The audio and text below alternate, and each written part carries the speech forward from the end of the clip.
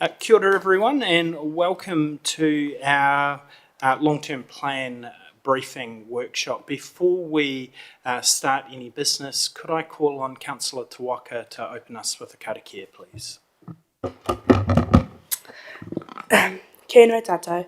Hāki roto, hāki waho, kia tau te mauri e kōkiri nei, i ngā piki, i ngā heke, ko te rangi Māori e tāku e rapu nei. Ti hei mauri ora. Kia ora and thank you, Councillor Tawaka. Welcome councillors and staff to this briefing.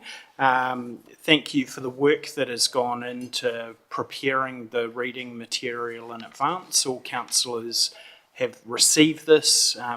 Always the expectation is that the information has been read. These workshops will be slightly different to our formal committee or council meetings, where I expect them to be more free-flowing. So keep that in mind. It is really important in these sessions to be asking questions and to be giving your input. It's also important to note, though, that they are workshop briefings, so they are not places for formal decisions to be made. Any formal decisions will come back to a structured meeting. With that in mind, we are going to start off with the Transport Activity Management Plan and Infrastructure Strategy. So I'll hand over to Hamish and Andrew. Good afternoon, everybody. Thank you, Ms. Scott, and afternoon, councillors. So Andrew and I are going to kind of tag team this. I'm going to start with a little bit of context, and then Andrew's going to take over and talk through the steps that they have to do internally. Please feel free to ask me any questions as we go, so we don't lose sort of track of where your thinking's at. So Andrew's going to try and present some slides, if it's going to allow him to. But effectively, you've had them in your the big tin can, so hopefully they'll be familiar to you anyway. So to start off with, the roading asset management plan is a highly involved process that the team have to do, and it's very difficult because they have two masters effectively. So NZTA have been quite prescriptive around what they need to provide them. And then they're also trying to achieve the LTP requirements. So they sort of have these two competing purposes, I suppose, which is why we do the roading first, because the timelines for NZTA are quite different to the LTP ones. That does provide us some challenges, but with them being 73% funding, it's pretty important that we get this right and right from the start. So Andrew's going to talk through some of the high-level sort of strategy stuff and the steps that we're going to have to take. How it feeds into the infrastructure strategy is going to be a little bit interesting this time round. In the past, infrastructure strategy has covered three waters and roading, and this time round it will just be roading. So the two documents will be quite well aligned in some ways. One might almost be an appendix to the other, but we'll see how that works out in practice. And yeah, so today we'll be hoping to sort of share some information with you, get a little bit of feedback on how we're doing so far, and any thoughts you have on things we may have not thought of going through the process, we'd really appreciate. So without any further ado, I'll hand over to Andrew and you can step your way through the slides, which are now on the screen, which is great. Thank you, Hamish. So yeah, as Hamish has indicated, this is a introductory briefing to roading, essentially. It's not a decision-making time, it's stage-setting part of the process. Very conscious that we have a relatively a number of new councillors on board who have never been probably dabbling in this roading space before, so some of the, as I said in the earlier meeting, the technicalities, the terminology that's used, if you don't understand it, stop, ask the question, because I know what it's like to sit through something when you don't know what the specific context of it is. We've developed these in a way that we can, I suppose, drip feed this into the, I suppose, you guys' heads, rather than smash it with a whole bunch of technical stuff from the get-go. So hopefully it works out. From that, we'll kick off.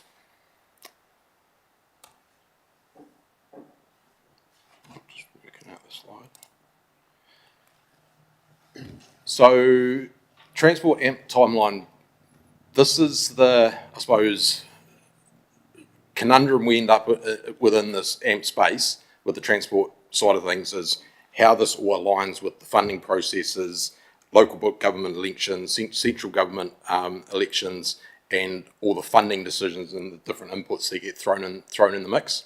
The period we're sitting in right now is the orange band, which is essentially the let's set the scene, get council's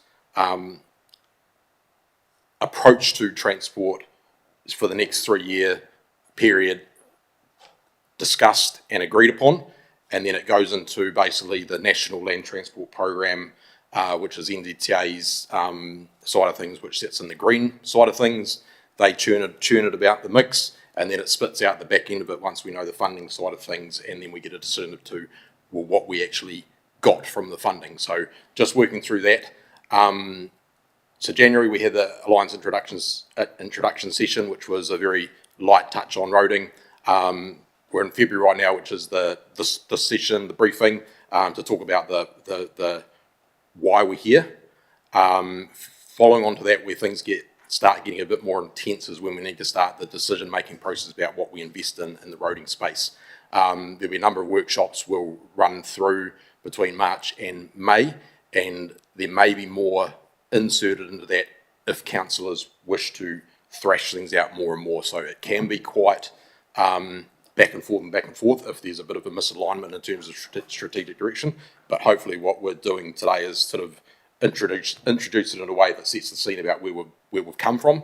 Obviously roading isn't a short-term infrastructure project. It's a long game. We started building roads back in the district in the 1800s, and we're now managing some of those roads today. Sorry, if you can just go through the chair, Peter. So, no, in the interest of there being no question being a dumb question, when I was reading through this, it seemed to me that we do all this upfront work, we submit to NZTA then come back in March of 2027 with their latest policy. How often do we then have to rework, because I assume this happens every 3 years, how often do we then have to rework what we've already done in terms of planning? Is there much change there, or do we go and ask for the moon and then happy to get a tree, or what's the story? I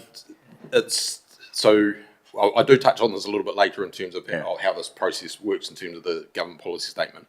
But essentially it comes down to in terms of the long-term infrastructure strategy from the government level, it comes down to what the government's priorities are. And so going into the last AMP period, and why we're a bit conscious of what this looks like in this one, is the previous government had a focus over here.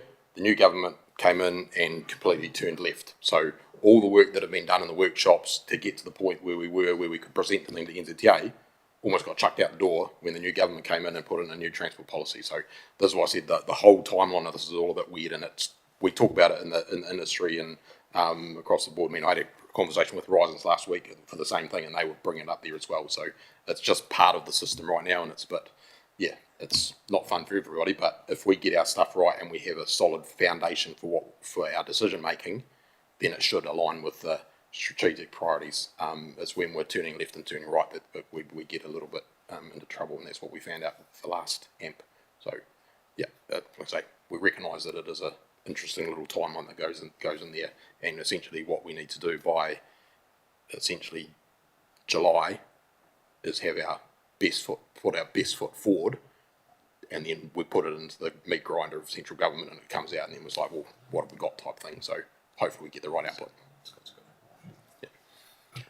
Thanks for that, Andrew. I'll pass to the Chief Executive in a second. Really important to note that timeline is recognised as a problem. So you've raised a very good point, Councillor Peter. It is something I know that the government realises is a problem. I've been on a Zoom meeting with Minister Bishop, who has specifically talked about it being an issue with a desire to align it. Unfortunately, creating their piece of paper has a whole lot of other constraints as well, so it's not as easy as that. The advice that we've had from our NZTA rep is that is not going to be in place for this time, but it is a recognised problem that all councils face, and actually NZTA face as well. Pass to the Chief Executive.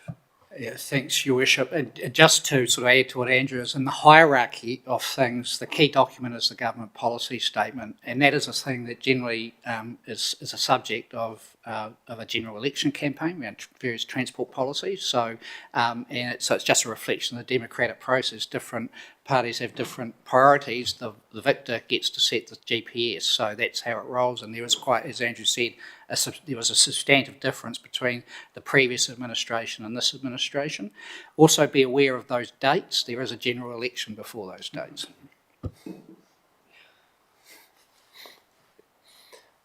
So between now and June is let's get the scene set, let's get our best foot forward, and then we put it back in the tune, and then the real crunch is when we get the release of the final budgets from NZTA.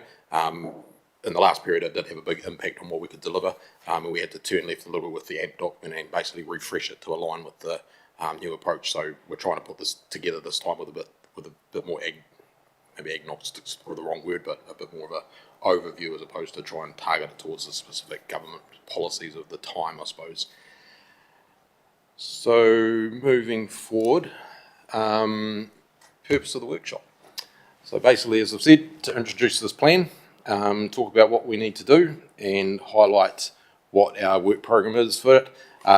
The key challenges and considerations moving into the next LTP period, essentially, that's what we're talking about here today, is we want to get the team needs a bit of a steer from you guys. We've got a new council, we've got your strategic direction may have changed as a result of it. I understand you had the strategic workshop last week before. And so the outputs of that will be quite interesting to note, and hopefully we can get a bit of that out today. So it's not a decision-making time, it's just a FYI informing type thing. So the inputs from today's discussion, for those who are very interested in transport activity management plans, we've got about 160-page document online, which basically sets the scene for what we're doing right now. That basically is a document that lays out how we get what the funding is, how we get the funding, and what we do with the funding once we get the funding. It gives the context of probably what's happening on the network today, and which includes the 3-year period that we're working in. We touched on the government policy statement just before. That is the key document that sort of influences the national direction and national funding, which then flows in through the National Land Transport Fund and how we allocate the work across the country and the district. That then flows down into NZTA work categories, which essentially is the how we operate within the sort of framework that we operate in.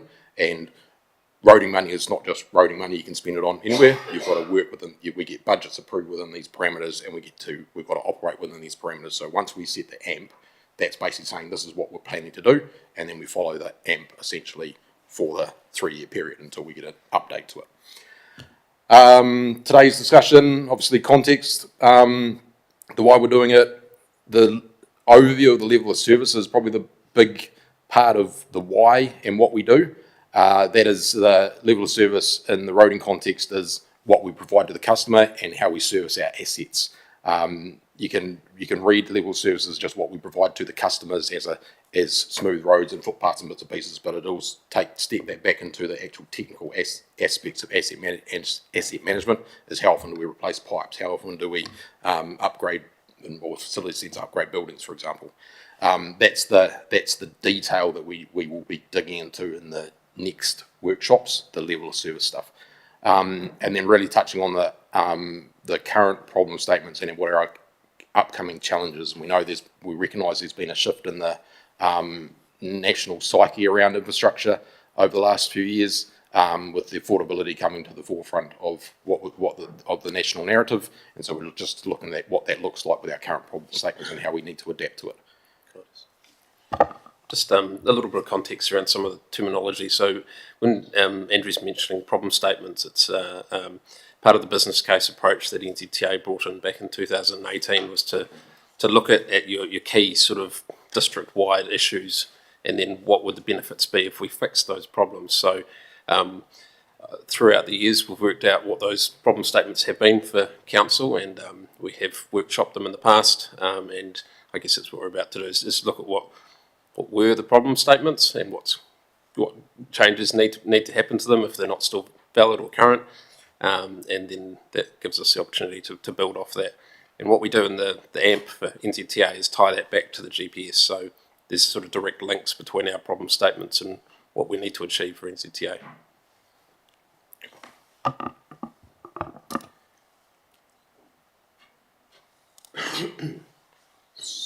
So the guidance needed from elected members today, it's not a decision-making decision. It's give us some information, provide us with context so we can go away and work on providing the detail in the right manner. Touching on what Ms. Scott had said around the method for decision-making of this, there are decision-making steps that we will be making. I do need some guidance in terms of what that looks like from a specific detail level of service versus the budget and how it fits into the long-term plan, so that could probably be taken offline after the meeting to talk about how that fits in.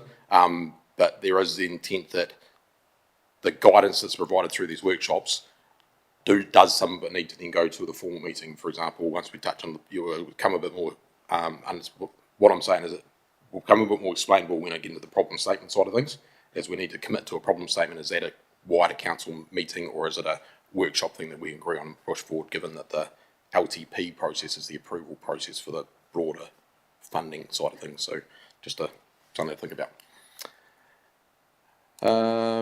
So strategic alignment. This is all the work that goes on in the background to get to our little document that sits on the bottom right there. So national context, the Land Transport Act is a key influencer of how we operate road networks across the country. It's sets the broad rules and responsibilities about the obligations on local authorities. The Transport Outcomes Framework, kind of self-explanatory in the title. I personally haven't read that document myself, so I can't touch on it too much. The government policy statement for transport, that's the key influencer that we are working on, I suppose, working through today. Like I said, we talked about the previous administration, their transport policy statement was quite different from the current one. So understanding what that looks like and the shifts that potentially in that are influential, quite heavily influential in what we're doing. National Land Long-Term Transport Strategy, that is touching on what future looks like for road networks, and it is a real thing for what our district looks like in terms of how we contribute, what we provide in terms of the network, because it is influencing in the wider scheme of things, because we've got our roads within the Tararua, but they also feed into the national roads and how they influence the different districts and bits and pieces. So that document in theory is to wrap that all up into a national level, so we're not just in councils working in isolation. The One Network Framework, that is the how we classify roads across the country.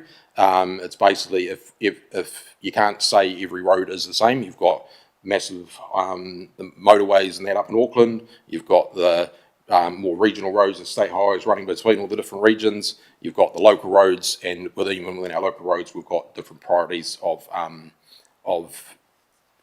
use, or different uses of our roads. So that the One Network Framework wraps that all up and is working towards giving I suppose a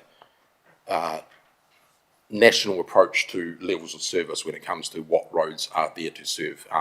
It has been a bit of a mishmash over the last 3 years with various different road hierarchies. So our district plan had our version of our road hierarchy. There was another version of it which was called the predecessor to the ONF, which was the ONRC, which had a version of this, and then the ONF is more about wrapping up the whole transport mobility. And it is a big key influence about where and how we invest our money. We do expect that over time that will have a bit more of a influence on how funding is allocated. But for now, it's work in progress to build that up to become a useful document. It is in place now, so council are expected to be operating and following that road hierarchy, the one framing of the road hierarchy that follows on. So that's a very technical side of things. So once again, if you would like reading technical documents and understanding strategy, go for it. But we've got a bit of detail touching on what that looks like for us later. And then the National Land Transport Program, which is how we get the money, how the money is allocated across the country. It starts as a big bucket of central government, and then gets divvied out across the different councils and different and the state highways and that, and everyone basically is fighting with their piece of the pie of that. Regional context, the Horizons Regional Council Transport Plan, that is one of the influences that we put into, we need to operate under. With the Tararua, it's from, I suppose, my personal perspective, my personal take on it, it's not a huge influencer on what we do because essentially the state highway flows through and connects it. It's a one connecting road for it. We don't have a whole lot of activities that are associated with it that crisscross over the district. So basically, it's a point connection for us. And when you start talking about regional context, we're talking about the regional freight hub in Palmerston North, for example, and how that connects the region together. So our roads service into the regional roads, which is the interstate highways, and then they go to the wider region. Then, Tararua context. Long-term plan, that's obviously setting the high-level direction for budgets and bits and pieces. Infrastructure strategy, that's a relatively, is it new-ish? Not really. Yeah, I mean, it's the 10 years, yeah. Water and roads. Yeah.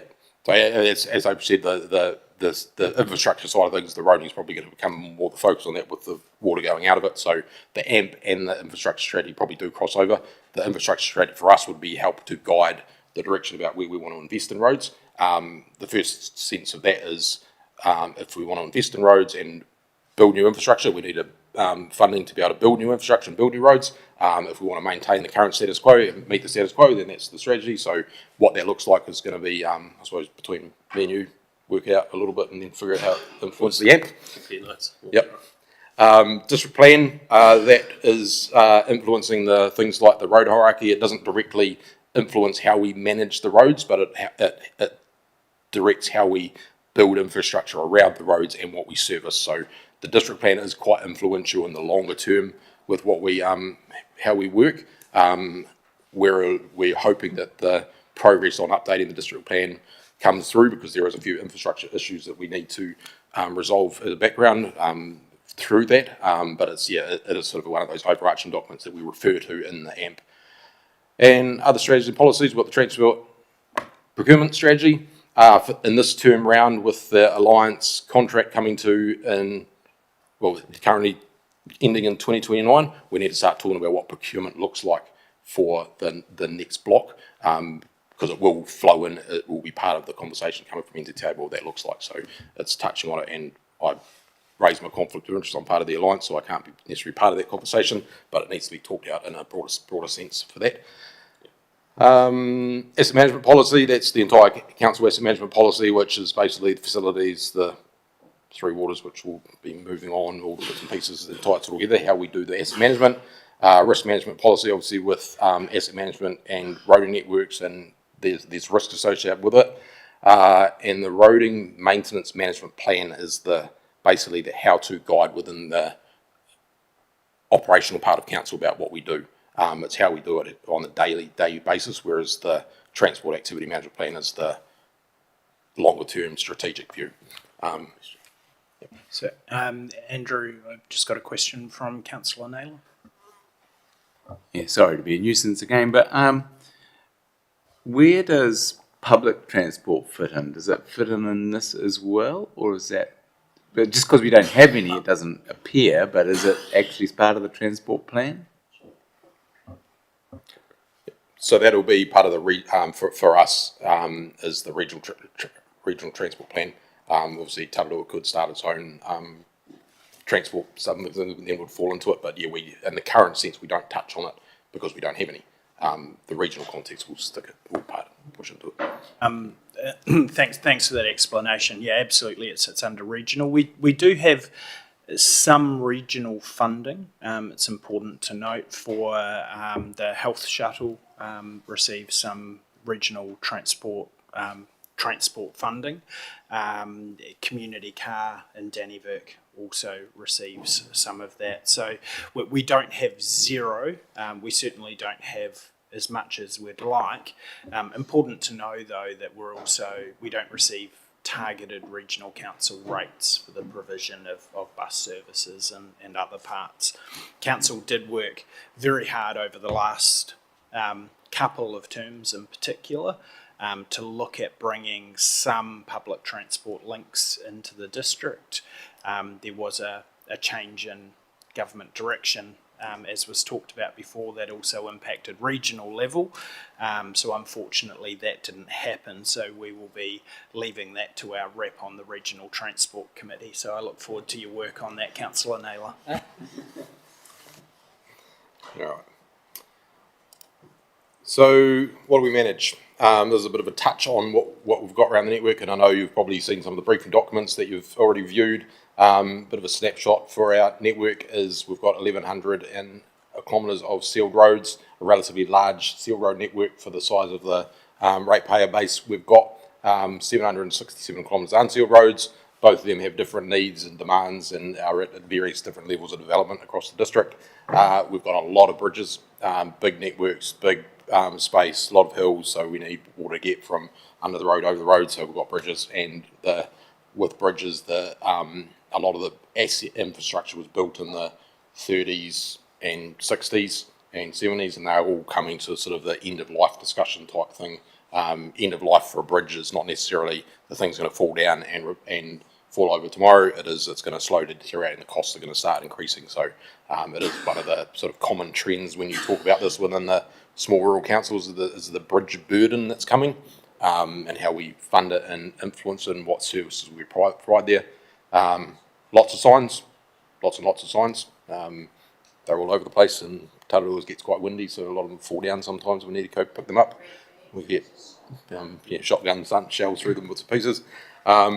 Railing, guard railing. We have a relatively limited amount of guardrail and railing in the district. It is a relatively, I suppose, given the state of our network, it's relatively comparatively undeveloped compared to some of the other councils that we're sit alongside. Our district is very much like back at Rangatiki, back at Manawatu, which is the lower volume roads, whereas some of those, when you get to the more urban centres and that, you get the more development because you've got more traffic. Thanks very much. Nice signalling there, Hamish. I've just got a question from Councillor Corlett. Thank you, Mayor Scott. Just a quick question around the number of bridges. With 519 bridges, what percentage is roughly starting to get past their lifespan? Do you want to know? I do want to know. I just want to have an idea. I'll take this opportunity to introduce Karun, who's our asset manager. He's sitting in the background observing on this meeting, but he'll be running the next one. So Karun, I probably should have done some Karun, Kaleshi, our asset manager, and Lee Ransom, who's working with us on the document itself and the strategic stuff. So Karun, do you have an answer to that question? Yeah, that's, I put some backup there. I thought just over.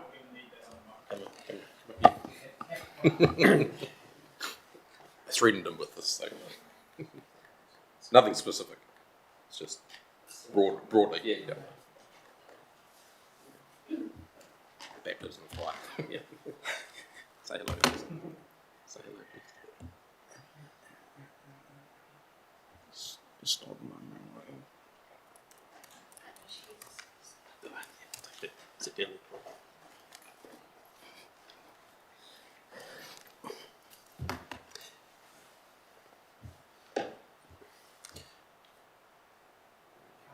Yeah, I guess in general terms, it's enough for us to raise it as an issue within the AMP, and it has been in the AMP quite a number of times already.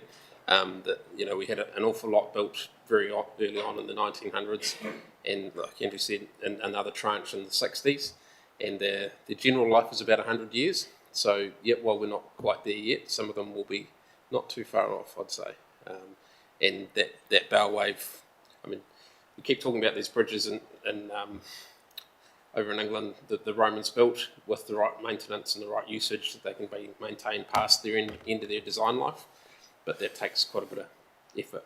So, and it's a challenge. We have identified like 130 bridges. That's like on the critical bridge inspection list. And out of this 149 bridges, like 20 bridges are like over 100 years old. So we'll be having a different inspection regime for that, and that's completely based on risk-based. So yeah, and 10 of those bridges are on our critical list. Yeah. Thanks for that. I've got a question from Councillor Amboy. Thanks, Mayor Scott. This is kind of off-roading, but the other day, Danny Vick experienced a power outage with the streetlights. Is there somehow we can rectify this straight away when it happens? Just from my understanding, I live in town. The lights didn't come on for quite a while, and even though there are a number of reports about it through the CRMs and on Facebook. Thanks. I think, as with respect, Councillor Amboy, that's probably a little bit off topic for what we're looking at, but perhaps we could take that offline and we can have a discussion with the team after. So, Councillor Johns. Thanks, Your Worship.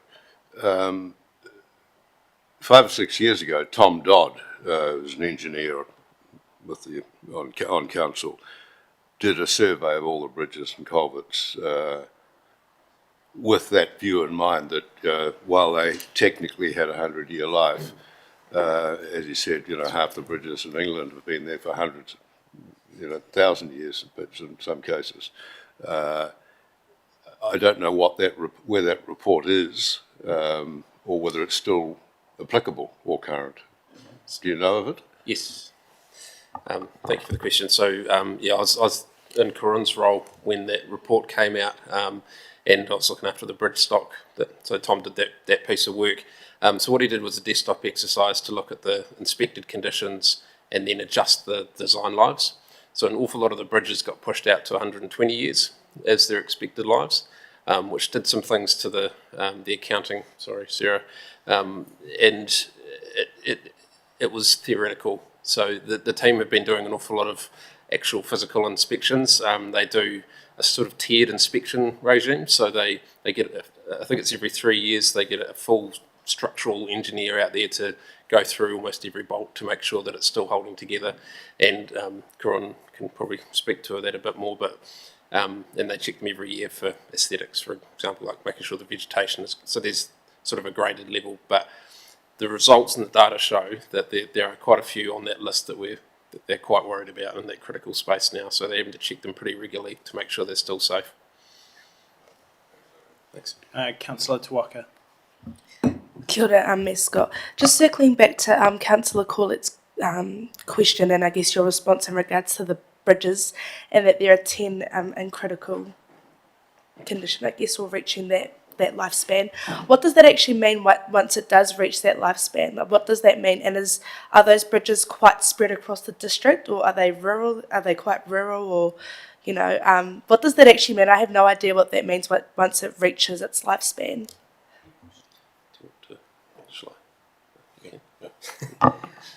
So bridge maintenance and renewals is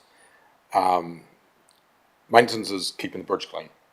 Bridge renewals, bridge component replacement is replacing bits as they age and deteriorate. So a bolt, it wears out, you put a new bolt in there, and that's got a new 100-year lifespan for that component. So when the bridge comes to end of life is literally when the cost of replacing the components exceed replacing the entire bridge. We currently get funding for bridge maintenance and bridge component replacement. So if you replace every single component over time, you've effectively got a new bridge. There are parts of the bridge that you essentially can't replace, like the piers that go into the water, for example, that you need to pull the bridge off to put a new one. So when you get to that point, that's when you need to make a decision to replace a bridge. Some of the bridges in our district are the older bridges, for example. There's some very good, well-built ones out on the way to Akatio, big concrete ones that are like bulletproof type thing. I mean, Cyclone Gabriel kind of brought that to the forefront, as there were some bridges out there that we thought would disappear, and what happened is the end scout out, the bridge was still there, we filled the ends and built it, whereas some of the more modern bridges, required type bridge, took a bit more of a hammering because they're more kit set Meccano bridges, bit of steel, a bit of concrete on top, and the life of those components act differently. Steel, when it ages, starts deforming and it loses its strength, whereas concrete gains strength over time, and that's why the Roman bridges, for example, are robust, is because the longer they live, the harder the structure becomes. It does get to the point, though, that sometimes a bridge can become too hard and then it'll crack or break when the land moves, and so we've got a very dynamic district and moving district. So yeah, in a sense that, for your question in regards to where these bridges are, some of these bridges will flag on roads that where we, given the affordability side of things, will be brought up in the level of service discussion about what we provide as a transport network. It's more in the next courses and probably more in the post the NLTP type thing. We'll be talking about that because it can have some big impacts on the services the council provides. Like a single bridge on a road that has no traffic on it may be serving a massive farm that has a lot of economic input to the district. So while it might not have a lot of traffic, when farming operates that way, it is critical to make sure that farm can actually survive. So yeah, it's a big section of, I suppose, area of work, and the maturity in that space. It's not just a conversation that's happening in Tararua. It's also like every bridge, like the way the funding for bridges came from. It was government went and put subsidies in to build bridges to gain access to land that couldn't be farmed. So they built a lot of bridges, but now all those, and when they provide those subsidies, they will come to the end of life. So the affordability of the transport asset is what we need to start talking about. Is, can we afford to maintain the current status quo, or do we need to change the status quo? So yeah. Thanks, Andrew. Councillor Naylor. Moving off bridges. You talked earlier about the sections of railing that we've got and how we're underrepresented on railing compared to some of our neighbours, etc. And there's also, I noticed in the safety statistics, there's been an increase in the number of serious crashes over a longer period of time. Still didn't seem to be a huge number to me, actually. I was quite surprised at how low it was. Do you have any comparison, or has any comparison been done with how Tararua compares to other districts in terms of safety and railing? Because, it must be with, 2,000 kilometres of road and only 20 kilometres of railing, so just, 1% of something or other. Where would you put the next bit of railing if you were going to spend some money on railing? Because and to what benefit? What's the return on investment? Is any thought, just spitballing? Is it worth doing anymore? Is it? Thanks. I'll pass over to the team to answer. Yeah. So the in terms of the safety stats comparison, no, we don't have that on hand. It would be probably an area of curiosity to actually look into. The railing around the district is very sporadic because it is a new asset that needs to be installed and maintained for the life of it. And I mean, the wooden rails that we see round out on Paitoa-Pongara Road, they need to be painted every essentially 10 years to actually be effective. It's the guardrail that you see installed around. If it gets hit once, essentially it becomes ineffective, and it's very expensive to replace them. So given the low volumes of traffic on our roads, when you talk about risk, the consequences may be severe, but if someone drives off the edge of a bank, but the probability of that is happening is very low. So it's a risk equation essentially that happens, and we could invest significant amount of money into making our roads safer and safer and safer. That's where we want to put that investment in the network.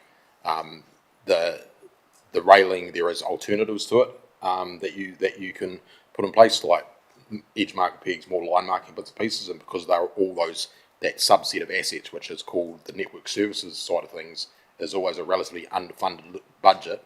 And when we touch on the budgets later on, I'll sort of explain what happened currently. It's about where you spend your money to get the best bang for buck. I suppose that. With regards to the streetlights, so the state highway streetlights are owned by NZTA. We manage them on their behalf. There is a little bit of change coming with the new state highway contracts that are just coming in on 1st of May.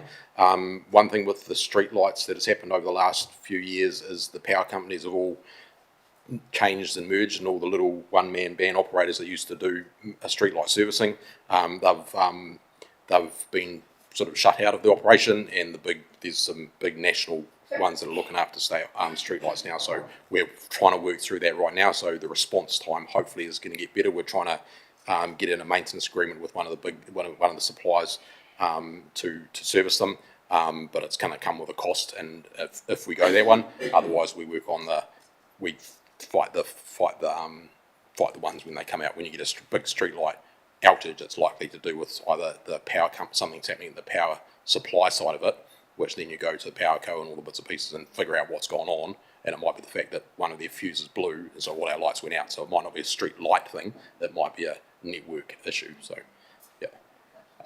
And retaining walls, that is one of the assets that is we've got a relatively large set of retaining walls around the district, and they have been an asset that has been sweated for their life. They are some of them getting quite old and starting to show signs of near failure. A retaining wall failure is not a fall over, it's a slow creep, and you'll start getting a bit of deterioration going on. One thing with retaining walls is we generally build them on the back of storm events, and if a retaining wall fails, it's generally because of a storm event, so we can get additional funding through that. So hence why the asset is a bit of a interesting one to manage. And it gets brought up, I think, every time in the last probably 3 amps. It's the same conversation around what we do with retaining walls, and the same output is let's just run them to failure mode. So that'll be a conversation we can have going forward. And as I touched on, Andrew, I'll just sorry to interrupt you. I've just got a question from Councillor Wallace. No, just an observation. It'll never be a hardware fault with street lighting. Thank you for your observation. I'll pass back to Andrew. Yeah. And footpaths, as I touched on the earlier conversation, in the previous meeting, we've got footpaths in the district, and we've got a variety of different types of footpaths in terms of construction materials, methodologies, ages, conditions, and that's one thing we manage. We also do things like rubbish bins and all the bits and pieces, all the little stuff. So anything you see in a road reserve essentially falls under our watch, and and one thing, the 2 photos in the bottom, we've got some new assets. We've got some great new assets, but we've also got some very tired old assets, and a bit like the Three Waters side of things, a lot of them are underground that you don't see, and when they fail in a big way. That has been a focus of the last AMP. It was to try and upgrade some of our culvert infrastructure.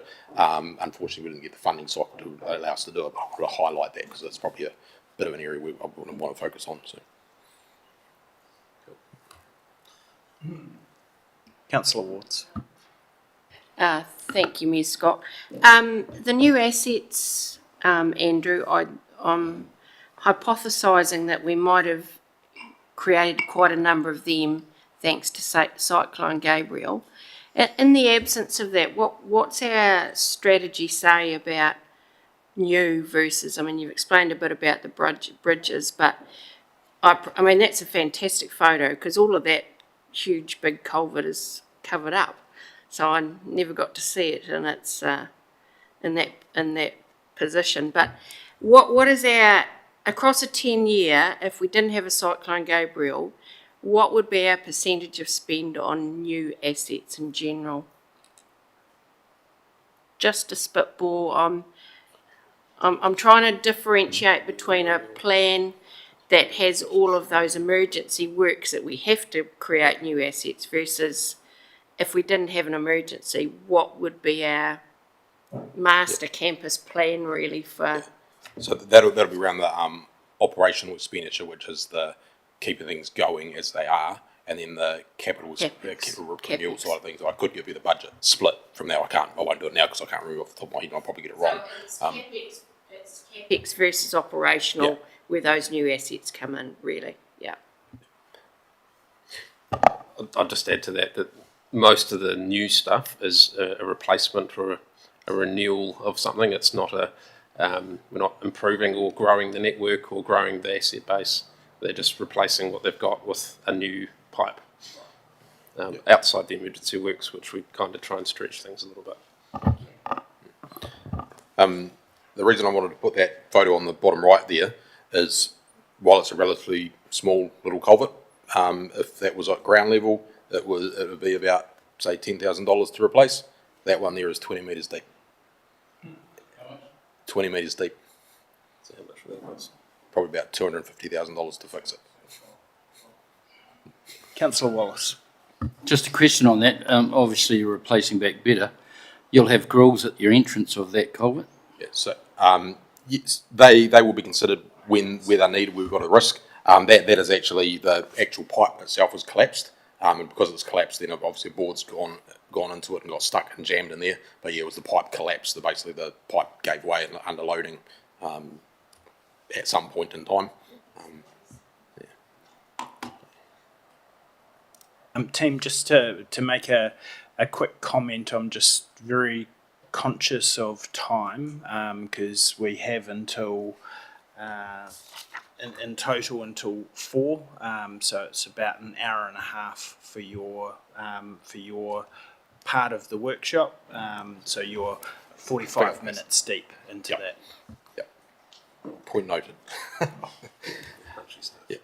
So the NLTP funding, that's what we're obviously heading towards to trying to achieve. We have received 73% subsidy from NTA to run and operate maintain the network.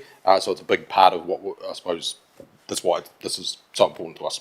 Within the work categories on the left, the NTA break them down to work classes and activities. You might be aware of the pothole prevention fund that is the current government has got in place. That basically is taking a subset of those activities and saying these ones are the priority to focus on, whereas the other parts of it are amenity and nice to haves essentially. But essentially that dictates how we spend our money. We apply for it under the different work categories, and then we get a result of it through the various different work categories there. In the last NLTP, the network services, which is the signs, that took a hammering, and we got basically a reduction in budget from the comparative 3 years before. The structures took a bit, flatlined the budget. Environmental took a bit of a hit. Footpaths got smashed, essentially, and we went from $1.6 million of footpath money to $600,000 for the period. And the low cost, low risk, at the start we didn't get anything, but then subsequently we've got the school zone signage as well as the targeted fund for resilience, which some work programs we've been rolling out. So that's kind of the gist of what we're heading towards in terms of how we need to think about investing the money, is what areas we invest in. Asset management tools, so there's a lot of work in the background in terms of planning for road maintenance. It's a massive spend. There's a lot of assets on the network, and we've got basically tools in the background to help us manage that. One is the asset and work manager, which is for the previously known as RAM. So that when we're talking about AWM, if we're looking for where our faults are, that system is the system we use to operate. We've got network inspectors who do driving around the network and actually visually finding the faults. So walking down the culverts, looking up them to see if they're broken, finding potholes on the road, finding signs that are broken. Then the Juno viewer down the bottom, that's the more technical, analytical modelling side of things for used for reseal modelling. So the reseal budget is a big budget we've got in the roading space, and so the analysis of how we spend reseal money when we've got 1,197 kilometres of road and we only replace, the annual plan is a 5%, but we've got to work out where we spend that 5%. So there's a lot of data that goes into it that provides the inputs of our work planning. And then there's the Road Efficiency Group, which is the REG Group, which is basically a national organisation working under NZTA to basically optimise the road management across the country. So I'd put that in there from a because I know there's a bit of a conversation around the tech side of things and about what we can do better, and that's the group that's probably driving it from a national sense. It's wrapping up all those innovations that are coming and that are flagged to try and bring it onto a national scale. How we plan, so as I said in the previous meeting, the whack-a-mole approach, we can go and whack-a-mole and hit all the random little faults, or we can understand the network, we can analyse it, we can come up with strategic approaches to bits and pieces and get a result. So both are approaches that you could take. Whack-a-mole approach is very costly and a risky, whereas the planned approach, we can get some better bang for buck if we get well planned in advance. Just touching on what we're doing currently is the 25-26 reseals. That's where we're doing reseals across the map. So 91 kilometres of the 1100 and 91 from this one, which is 7.6% of the network. So we've actually increased the reseal component in this AMP period because over time the ability to be able to deliver the length that's in the annual plan, which is a 5% target, we hadn't been achieving it. So we've spiked. The council's given us a boost in money to get back on top of things. And a large part of our work program is tied in with that reseal program because when we reseal, we want to reseal an asset that's in good condition. So put it down to you don't want to paint your house if you've got a rotten weatherboard behind it. So you fix the rot in the weatherboard and then you paint your house. You don't go and slap a coat of paint over well, you can, but it's not wise to from an asset management point of view. CRMs, that's another avenue of workflow in terms of how we generate work, and that's the responding to the customer. Fault prioritisation, so that's down to when we intervene in a fault, we could fix every single thing we find, but we can't afford to do it. So we've had to have a fault prioritisation side of things, which is the level of service intervention, and then the cyclic maintenance, which is the things that just happen on a cyclic patrol to mow the berms, paint the white lines, bits and pieces. So getting into a bit more of the nitty gritty, how our pavements are performing. So through the road efficiency group, there are tools online that we can use to compare ourselves to other networks. This is one of the measures we have. So there's a measure that is reported on as a KPI, which is smooth travel exposure. Tararua District Council right now has a target of 95% smooth travel exposure. So what smooth travel exposure is a vehicle goes around, drives over the roads and works out all the bumps and lumps and bits and pieces. It'll spit out a result. That's called the NASRA reading, which is the roughness. And then you take the traffic volumes on it and you combine them to it together, and you come up with a resultant figure of smooth travel exposure, which is giving the road user experience. So the current annual plan states we must achieve 95%. What I'd like to explore over this AMP period is actually altering them slightly, so we've actually got some realistic figures. So the higher priority roads, the more traffic roads are serviced better than some of the lower volume roads, which could be sitting at a lower user experience because of the traffic count. So it's something that we'll explore going forward. So you look at the different categories here. We've got local Sorry to street. interrupt, Andrew, just councillor Wards.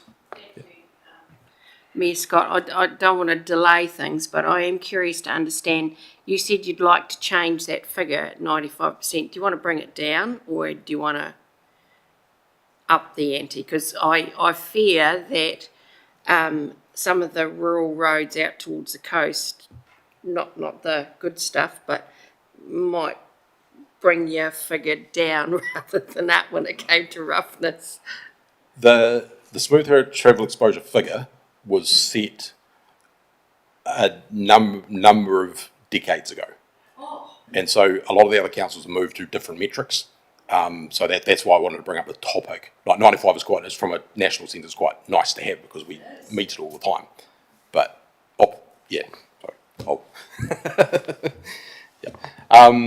and then, so we've got these basic tools that help us analyse where how our network's doing from a longevity point of view and a long-term point of view, and they are actually accessible online. So it is there are very lot of detail on them, but there's a website that you can go to view some of the statistics, and that helps us judge our performance essentially in terms of road maintenance and network management.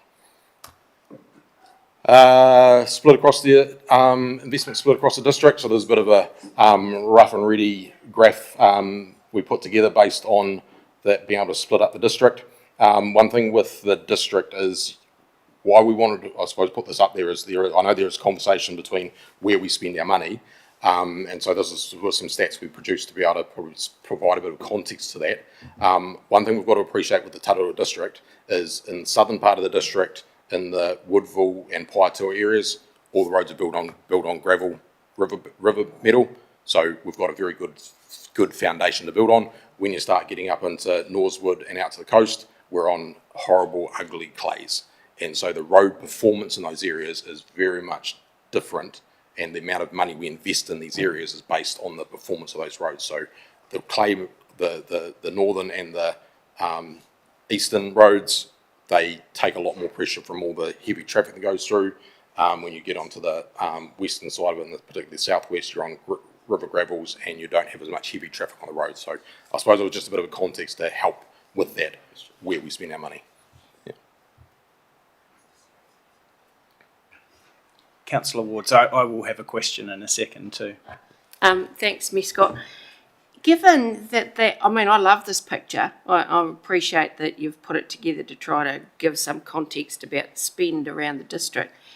But I'm quite surprised the investment in the coastal area roads, excluding emergency works, is quite significant.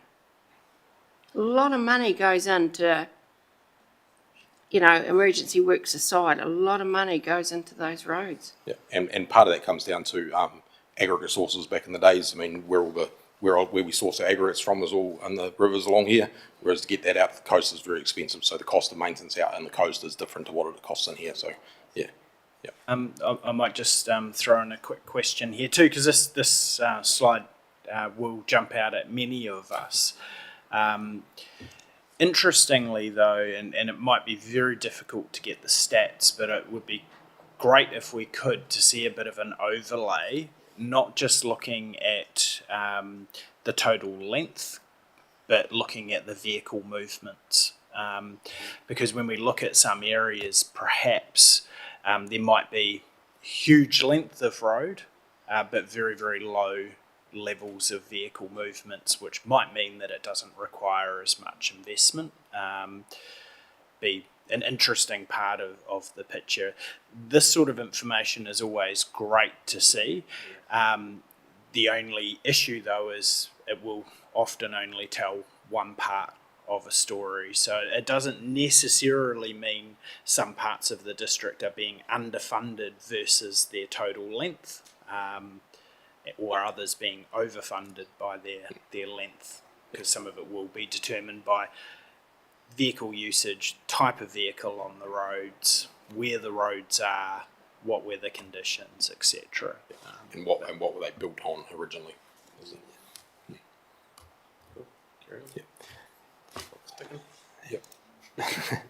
So now we get into a bit more of the crunchy detail. There's the sort of background what we do. This is where we start talking about funding and how it's applied and how we gain it. So as we touched on earlier, the government policy statement for transport, the previous AMP was developed under the GPS, the 2021 GPS, and through the once it had been developed and submitted, we had to change the GPS. So we went from the differences in wording there, the safety transferred to safety across, better travel options was more ability to ride bikes and all the different bits and pieces. The previous government was focused on on multimodal transport, and then it turned into largely economic growth and productivity, which also tied into the previous one, which was the improved freight connections. It was making sure the economy is pumping, and making sure we're getting value for money. But the increased maintenance and resilience was the key shift that we probably saw that was actually a benefit to Tararua. It actually shifted the narrative away from the what could be perceived as more the sort of urban-centric type funding approaches to the more needs of what the district here needs. So yeah, positives is our road. We did very well in the road surfacings and the roading space, so the sealed roads and the unsealed roads. We did take a hit in our signage, structures and footpaths, and so the actual level of service we're providing from them the condition of them is going to deteriorate over this current period, so it needs to look at what that looks like. The reason they saw that is the reason for that is they can see that as an asset that could be sweated the asset essentially. If your sign fades a little bit more, or if you don't mow your grass as much, the asset condition is not going to fundamentally deteriorate. It's the key parts of infrastructure that they want to focus on essentially. And yeah, like we said, there will be a new GPS coming out, and a lot of people are keeping a very close eye on what that looks like. I think they've brought forward the draft GPS date, I heard last week, which will be very nice to see what that comes out with. If we get a change in government with the elections, then it could all thrown up in the air again. So we've just got to suck it up. I know some people didn't really like it, but at the end of the day, you deal with what you've got.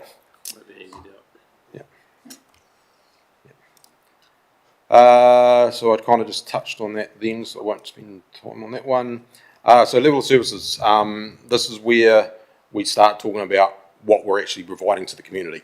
So touching on the amenity values, this side of things, the customer services, what the customer experiences when they're using the roads. So safety, comfort, where they can access, can they get to their front door, or do they have to walk a couple kilometres to get to their hunting lodge, for example, and responsiveness and communication. How quick can we respond to the CRMs that are coming through to keep people satisfied, I suppose. And then the technical side of things, which is the crunchy asset management stuff, is about making sure we're actually maintaining our asset to the right condition, make sure the asset's built to the right standard, bits and pieces. And so there's a balance between we can be more customer focused and customer centric and invest money in making things look better, or we can, but that means reducing the actual input we put into the asset itself, which in the short term, wouldn't probably have too much of an issue. It's the long-term game with infrastructure. When we start talking about 100-year bridges, we need to be thinking about that now, because if we keep under-investing in bridges, the $200,000 replacement construction component replacement budget might end up being a $2 million bridge replacement in 15 years' time, for example.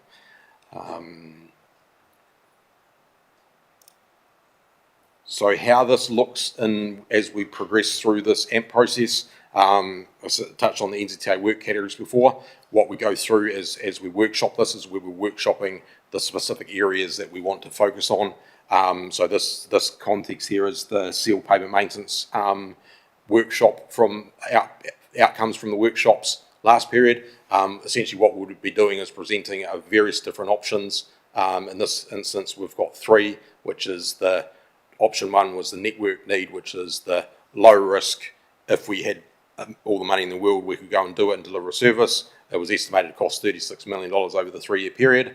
The balanced option, where you look at level of service versus the affordability versus that network need, and then the sweating the asset side of things on the long term high risk side of things. So let the asset deteriorate a bit further. So they're the things that are going to be targeting to workshop over the next few months essentially, and how we present that information forward is probably the key to make sure we're bringing you on the journey essentially, because you can do a mix and match session of it and you can get all sorts of outcomes.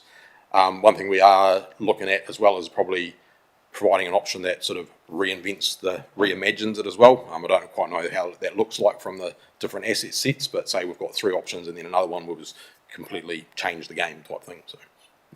Thanks, Andrew. I've just got a question from the Chief Executive. Yes, thanks. So just to clarify, so I know they're examples from the last round, but are they absolute numbers? So that's say the 36 mil, that's funded from the FAR and rates, or is it just so the balance of that, if you went for 36 mil for the sake of argument, 73% of that as of today would be funded by the Crown and we'd do the other. So the balance of who pays moves from the FAR. Is that, have I understood that correctly? Yeah. Okay. Yeah, that's the case. Yeah. And I suppose touch on that with the FAR, since we introduced that, that's the financial assistance rate that the government provides, and that is reviewed every AMP period as well. We're currently getting 73%. For all we know, next time around it might go up to 100%. Chances are it's not. It might go down to 60. In the previous AMP was 69%.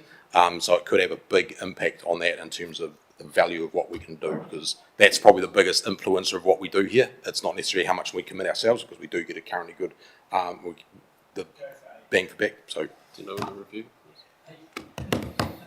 I did. Yeah, it's. Sorry, question from Councillor Naylor.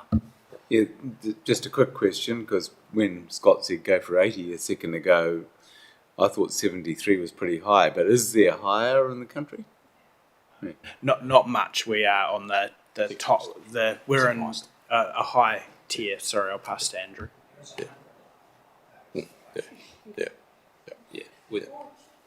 Out of the normal ones, we're the second highest, and I think there might be 74, so they're not hugely more.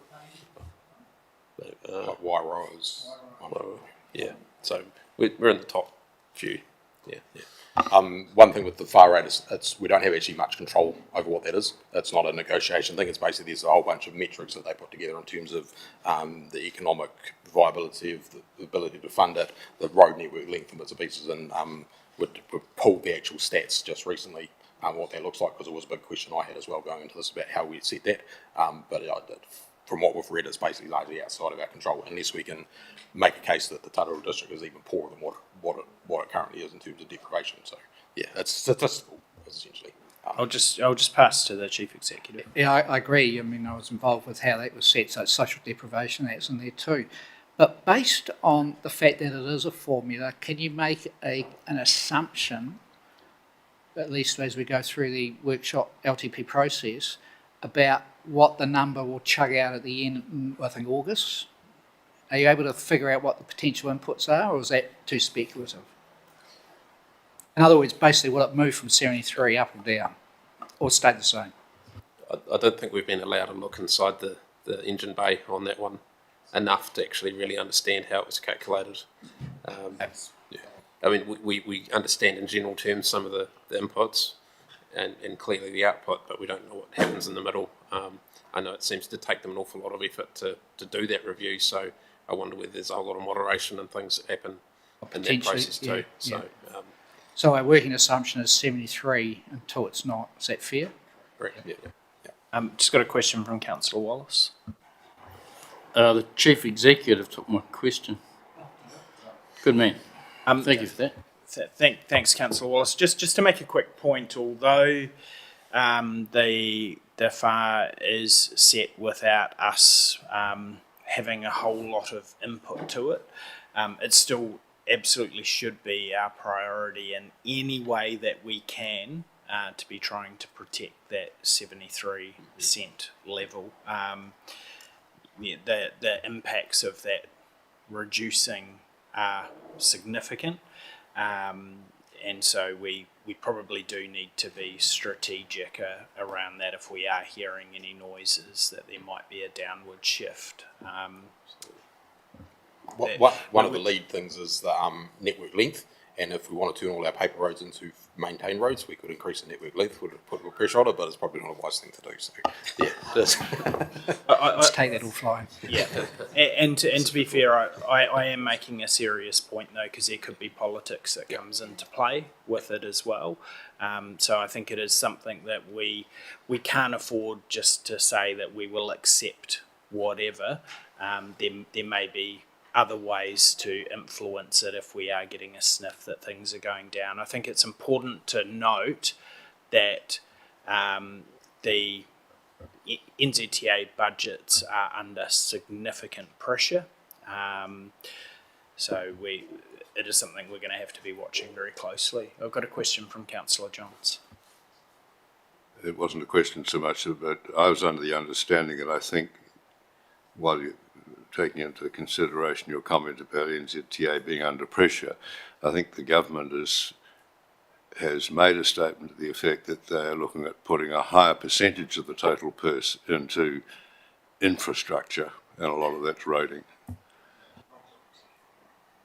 Yeah, absolutely, that could be correct. So interesting times to come. right. So what does that actually mean? Those two ones on the previous examples. What does that actually mean on the road? So with the beauty of AI, we can now start making our own little photos of these things. This is Weber Road. The one on the third one from the left, that's the current state. A little bit enhanced with the colours because it didn't align with the rest of them. But essentially, that level of investment, if we maintain the current level of investment with inflation, that's what we get. If we maintain the current level of investment without inflation, there'll be a slight deterioration in network condition. If we lower the investment, then you could potentially get to the far left. On the right-hand side, if we want to pump more money into it and get more money, we can make our roads look amazing and make everything pristine, but say that comes with the cost. And then the bottom scenario, you can do a bit of a mix and match side of things, which is the options there were a number of options said last time where you can actually alter the level of service with a different type of thing. So the one on the bottom is Weber Road without us mowing the berms, with all the grass growing on the side of it. And I put that's vegetation control, so noxious weed spraying. Yeah.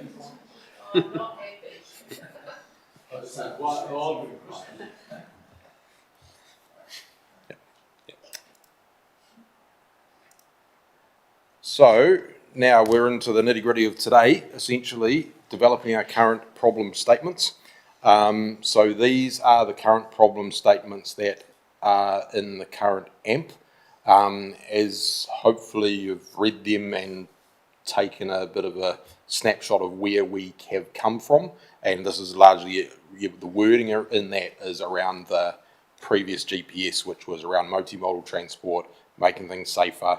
The two that are in there that are sort of more Tararua orientated is the climate and resilience and the decline in level of service. That's where we're at right now, and that's the framework that we pitched the last AMP bid at, whereas we are now have an opportunity to review that and understand what that looks like for the district. So moving into what that looks like is these are the current GPS, the national priorities for the GPS. So increased maintenance and resilience, especially the local and rural roads, and so that's the narrative that you would have heard from the government around getting the basics right. Let's fix what we've got. The economic growth and productivity is making sure the economy's moving and things can get from A to B efficiently. Safety tends to run through these things no matter what I suppose government is in place, because you can't everything's got to be aware of safety. And then value for money, and that was the value for money probably was the biggest shift from the previous. That was not in the narrative of the last one, and so that came in very heavily. So we did relatively well in a sense, while we took a hit and past some bits and pieces. The value for money is it favoured us essentially. So that's the scene that we're operating under right now. There will be a draft, there will be an update to that, but essentially the way we can monitor that is keeping an eye on what the government's talking about, what the narrative's coming through. But right now it is all about affordability. We know the economy is a little bit under pressure, so I don't feel it's going to change too much, but there will be some revisions to it. And then on the left, and I forgot to put a title on that, that's our infrastructure strategy priorities: affordability, infrastructure, ageing condition, district growth, climate change and natural hazards, and legislative change. So how they mesh together with the GPS is how well we do in terms of getting the funding from the NLTF. So our challenges. So this is the current the roading team's take on what we feel our challenges are at the moment. This is open for debate, and it's not my opinion versus Hamish's opinion versus all your people's opinions around the room. We'll all have a likely different take on this, what it looks like from a roading point of view. From our side of things, we need to do our best to promote the asset challenges that probably aren't seen necessarily by the whole district on a day-by-day basis. But essentially, the climate and resilience across the board, that narrative has come through thick and strong. Tararua District, we recognise that it is every time we get a storm event, we can take a bit of a hiding on it. So this is currently aligning with the national psyche of we need to do better in the resilience space, and we're doing relatively quite well in that right now. We've got low cost, low risk funding for targeted fund for resilience, so we're trying to build our roads or put improvements in our roads that mean when we get a storm, we don't get so many costs in terms of the damage, and that's the narrative going through. we want to protect, I suppose, that approach because it does align with the GPS, and personally I think that's a key area we need to focus on in terms of limiting the impact and cost of infrastructure in the district. Infrastructure condition and size, as I touched on earlier, we've got a massive district and we've got various different levels of development. The reason I put the pictures there is a lot of our roads were built for horse and cart, and over the time they got another layer of metal and another layer of metal, and then they got a steel top over top, and now we're suffering the impacts of that now, because now we've got those trucks that are at the bottom running all over them, and those trucks, the road subgrades, which is the underlying layers of the road, haven't been built necessarily to design that. And so the Route 52 project, for example, that we went through, a big part of that was actually putting strength back, rebuilding what was there to give the strength into the pavement. So you go in our rural roads and you'll see all the shoulders rolling off in bits and pieces. That's because they took the dirt from one side, put it on the other side. It didn't get impacted, cleaned out, and now all the weights are starting to push it over. So that's I suppose, the challenge we face with our roads. And a lot of our road standards are built to the National Road Board standards, which are a 1970s document. That's why we have narrow roads. That's why we have winding roads and bits and pieces. The new Road standards, which everything's designed to, is a bit of a step up, and we find that actually meeting those levels of service in the Road standards is quite challenging for our road network. A question from Councillor Naylor. So when we do an upgrade on a road or change to the road, do we have to then build it to the new standard, do we? Where's the delineation between? There's a given we're funded by NZTA, there is an expectation that we operate within that framework, but we do get to set our own standards, so that they don't dictate you must build it to this thing.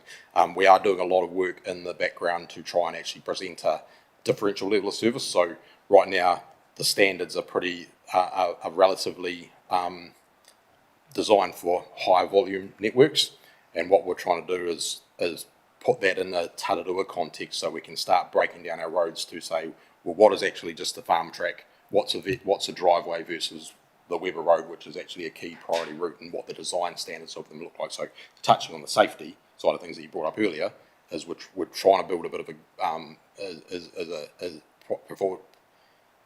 build something that we can actually start having some proper conversations around it, because right now, with the current status we've got, is all roads are treated to a relatively similar standard, whereas everything needs to be, the design principles state everything needs to be a 2-lane, 6.5 metre wide road, but in reality we've got roads out the back that you can't literally fit on it, so it will cost millions of dollars to turn, say, Pori Road into a 6.5 metre wide, can't. So we're trying to build that in. We will bring that in, introduce that into the conversation going forward as we progress it. So yeah, we've been doing a lot of work in that space, I suppose, to help answer the questions around that. Quick. Stop rambling, Andrew. Safety, so as we touched on before, our safety trends are slightly trending up in the serious crash space, but comparative to a lot of other districts, they are few and far between. I know when we had the, under the previous NLTP, there was a push to increase safety, and there was about two roads that flagged it. It was Weber Road, there was a number of crashes on there, and then the roundabouts that were built down there, and they were the only things that triggered on their radar, but they were right down the bottom of their radar as well. So Weber Road got some chevrons installed on it to make the corners a bit safer, and I do admit we've got to get that one done, and we've got the roundabouts upgraded too, and all the line marking to happen. But from a safety point of view, the volumes of traffic, we don't feature heavily in the safety stats on a national level. Question. Andrew, I've just got a couple of questions in the queue. So first, Councillor Corlett. Thank you, Mayor Scott. Just around the safety and looking at that data from, I think that was the 5-year data, how many of the serious crashes and fatalities actually are related to the surface or design of the road? Has that been factored in? Because an investigation is done in the, of every single serious and fatal crash.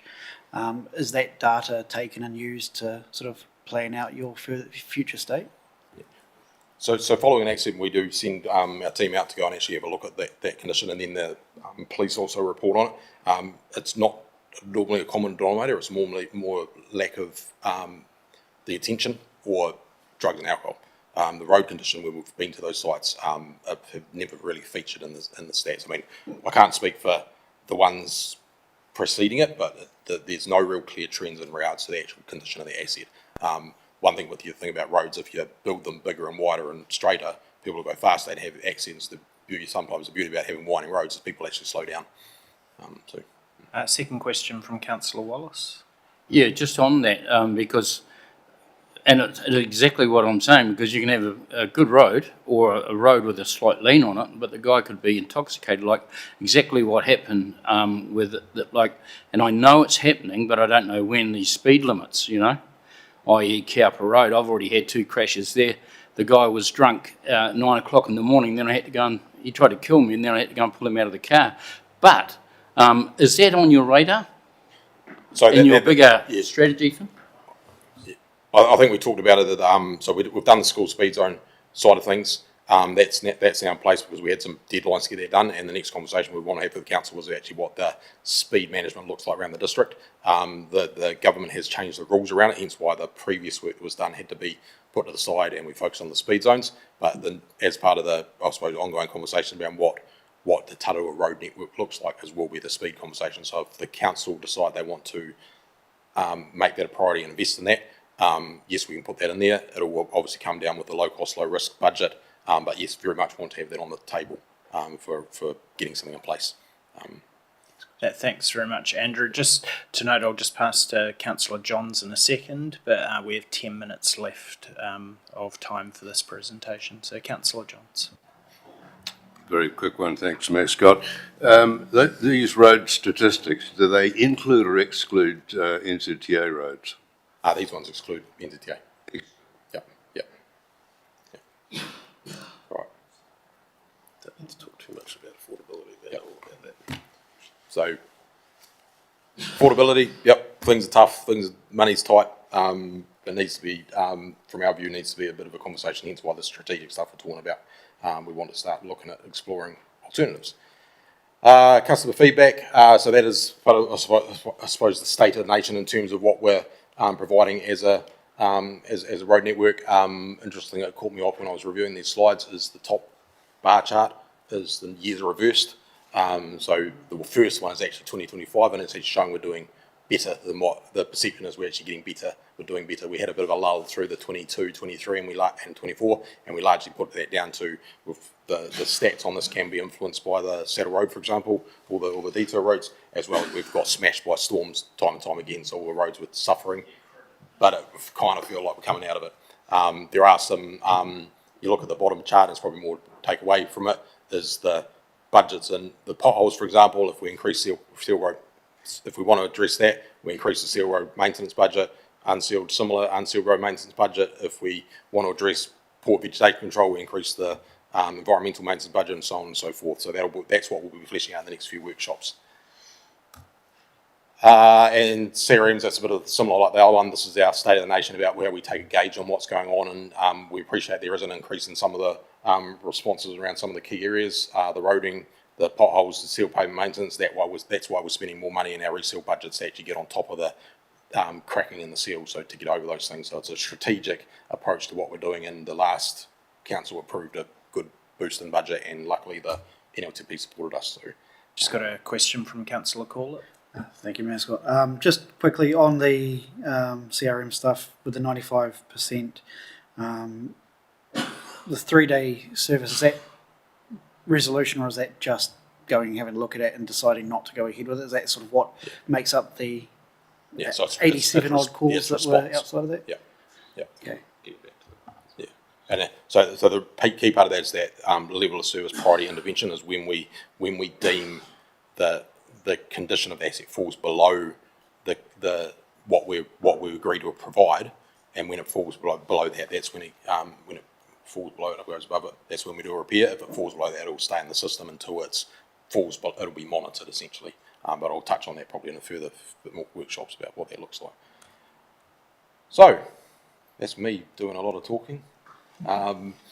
Very much keen to then go around those problem statements probably and just talk about what they look like, I suppose, and get your feedback about what we should be focusing on. So it's not a decision-making thing, but your strategic day is, keen to have questions and observations and a bit of guidance, really. Thanks, Andrew. So just to double check what you're looking for from this, are you wanting to check that those match what our strategic priorities are, or could you just give us a bit of a steer of what you're hoping to get from us now, please? So that's the current infrastructure strategy priorities. Obviously, this part of this process is updating the current infrastructure strategy process, and so I did have to how we do this. I can either flick back to the current problem statements and basically have a show of hands about whether we think they're still appropriate.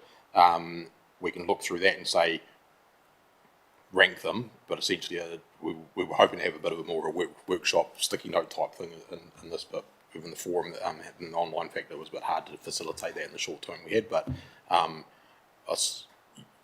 sorry, just to jump in for a second, we have had our strategic planning session. We're still just finalising what that looks like, but we can share with you the full minutes of that, which will cover everything that we were talking about, and will give you a good steer as to what our strategic priorities are. I am hesitant for us to give a clear steer on the things that you're looking for in the 5 minutes that we have available. I do think something like that can be done in more of a let's find a way to be able to facilitate getting that information.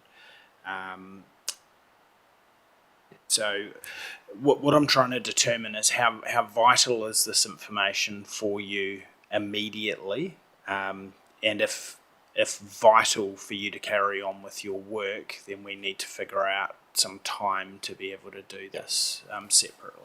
And that's where the time frame we've got. I mean, a lot of the other council roading teams have done this type of briefing prior to Christmas. We've left this one a little bit later, but essentially what I'm keen to understand is those there, the climate resilience, safety, decline level of service, limited transport options, they're the I suppose the key things we've been working on, and I've got my opinion on what I think we need to focus on. The climate resilience, the safety will maintain through there, and the level of service stuff we're talking about. The limited transport option essentially is the anomaly that's in there from the previous GPS, and I suppose looking at what they look like, the next meeting, the next workshop we have, we need to have a relatively defined, this is what we need to focus on, as opposed to my opinion on what we should focus on. So hence why I brought the... Thanks, Andrew. If you could just jump back to that page of developing our problem statements. So this is the current AMP. Does anyone have any huge objections to anything that is on there at the moment? No, they're not in ranked order. They're just problems and statements of them. Is there anything that anyone thinks is hugely missing from there? So I'll just go to Councillor Johns for a start. I just noticed there's no comment on footpaths at all in that presentation. So limited transport options was the focus on that one, and that was the avenue to get the increase in funding we had last time. So that narrative was in the previous one. What I'd probably point is this part here is what I believe we need to start focusing on, as opposed to the climate resilience, safety, decline level, the words there. It's more, what do those 4 boxes look like, and do our narratives in the problem statements, current statement, align with that? I'll come to you in a second, Councillor Naylor. When I look at the national priorities of the GPS, they are very, very, very close, in my view, to the things that we discussed in our away day as our priorities. Strikingly so, to the point where when I first read this, I thought that perhaps some of the inputs had come from our strategic retreat, because all of those things we talked about some of them in much, much more detail. So the question there is, how do we align with them? I can confidently say very, very well with our priorities with this.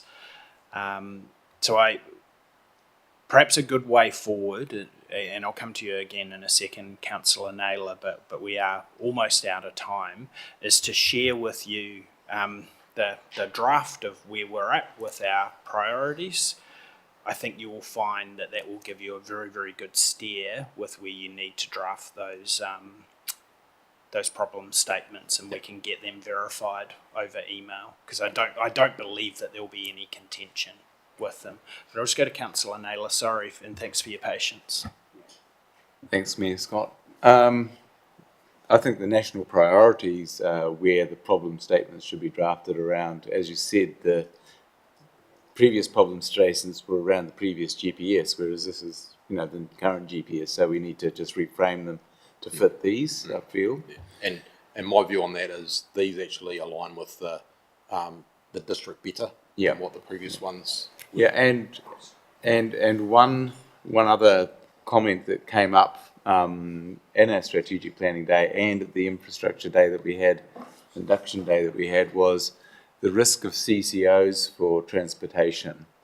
And I haven't seen that anywhere in here.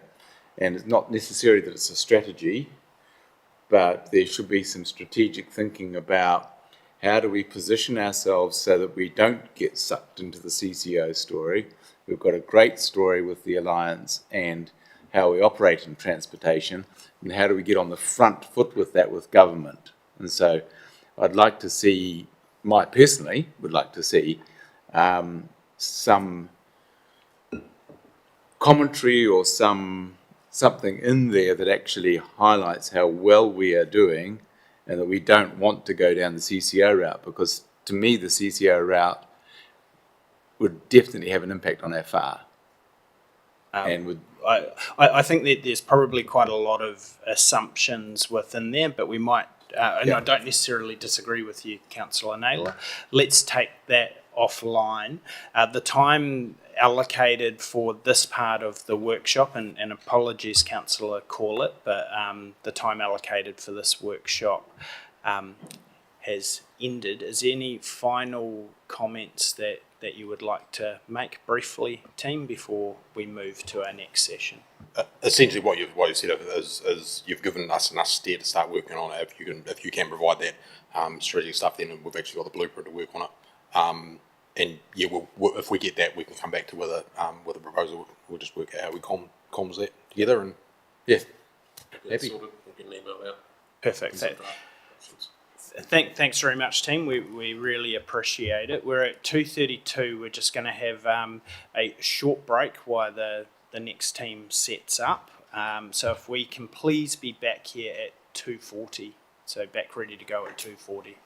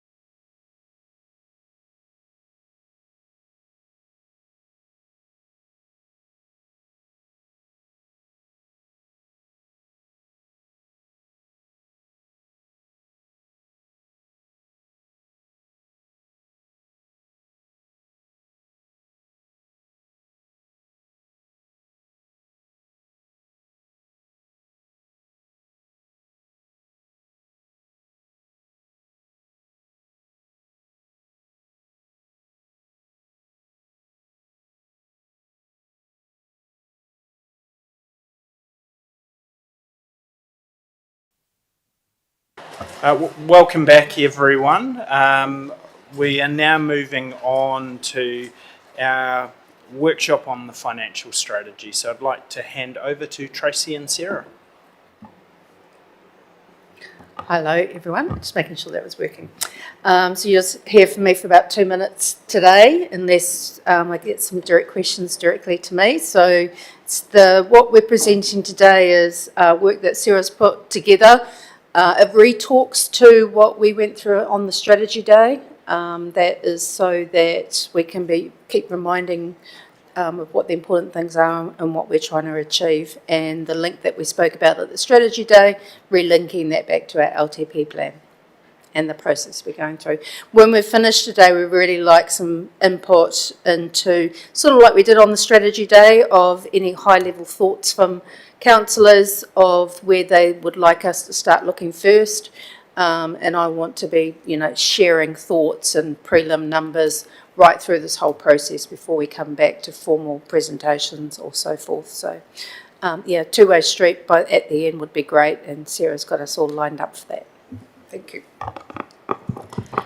Kia ora koutou, Mayor Scott and councillors. Thanks for having me today. This is for pre-existing or re-elected elected members know how much of a passion project the financial strategy is for myself. I do geek out quite a bit over it, so I apologise in advance. I would go as far as to say as it's one of your most fun and exciting pieces of the LTP, but not everyone has the same mindset, so I apologise for putting that on you all. You've seen this little bird's eye view from the previous presentation, but this just highlights where we're at within the process. This is our first workshop on the financial strategy. I'll go to the next slide actually. And the purpose of it is just to introduce our elected members to the financial strategy. From the reader, hopefully you've got quite a bit of background knowledge around where we were thinking and what our decisions were based on at the time we did the 24-34 financial strategy, but also the mandatory things that we need to consider and need to go into the financial strategy as well. Hopefully you also got from the reader the linkage to the infrastructure strategy. I know Hamish and Andrew touched on it quickly, but really important that our two documents, the infrastructure strategy and financial strategy, link together to help us achieve the strategic outcomes of a long-term plan. So really important, what we're wanting from you today is inputs towards the end around the focus for the 27-37 financial strategy and the challenges and opportunities that have been listed in this presentation. Are they on par for what you're expecting? Is there more? Is there less? Really constructive conversation at that point, please. So today's discussion feeds into the infrastructure strategy, all asset management plans, all activity management plans, revenue and financing policy, and budgeting. As you can see, finance is a gift for everyone across the organisation. And I do reinforce that across the organisation. Oh, where's my words? Oh, there they are. So it's kind of a bit of a copy-paste from the reader, just so that we had consistency across the presentation and no new information. But the first bullet point, I hope you were able to get an understanding from the reader. And I maybe just at this point take questions if there's any further clarification required around what a financial strategy is. I will touch on the background as we go through just our results against the measures that we had in place. But otherwise, is there any questions from the background? Thanks very much, Sarah. Actually, I should have asked at the start how you would prefer to take questions. Would you like to take questions throughout, or would you like to pause at the end of each section and I can jot down who's in the queue for questions and run it that way? What's your preference? Interrupt me or I'll go off on a tangent, please and thank you. Happy to do so. Is there any questions initially? No? I'll let you carry on. That's exciting. That means I wrote a really good explanation. Cool. Next slide. So, strategic alignment. You're going to see this slide across all of our workshop presentations that come to you moving forward with a long-term plan. This is just for you to understand where each of our presentations fall into the bigger picture of the long-term plan. As I mentioned before, yes it does. As I mentioned before, this financial strategy and infrastructure strategy are really key strategic parts of the long-term plan. They're our strategic enablers. One might even go as far as saying they're the pillar that makes the long-term plan. Just a very quick comment, Sarah, that this will be, particularly looking at our vision and what we're talking about, will be updated to be in line with this LTP period. So this could be subject to some change. Of course, the pillars will remain the pillars. Next slide is relating forecasting assumptions. This is just so that we are making sure we're taking you on the journey with us as we go along. Really important, all forecasting assumptions, risks need to be considered and need to be disclosed within the financial strategy. So just making sure you're all aware, all of that will be covered in here. So the pet project that was the 24-34 financial strategy. We talked about the financial strategy and the last long-term plan at quite a lot of length. We had quite a few workshops where I came and presented other council strategies, got a look and a feel for what we wanted our financial strategy to be, and from that we got that we needed 4 really key principles that guided every decision that we were making around our financial strategy and our long-term plan. And we came up with the affordability, the financial stability, the investment in infrastructure, and revenue sources. So these 4 key principles guided all of the other strategic items that I'm going to talk about throughout. We also really liked that some of the other councils had a really clear what our future looks like statement. So we incorporated that into our 24-34 long-term plan. And then we linked it back to our district strategies. So showing that we had clear goals to meet each objective within the district strategy covered throughout the long-term plan as well.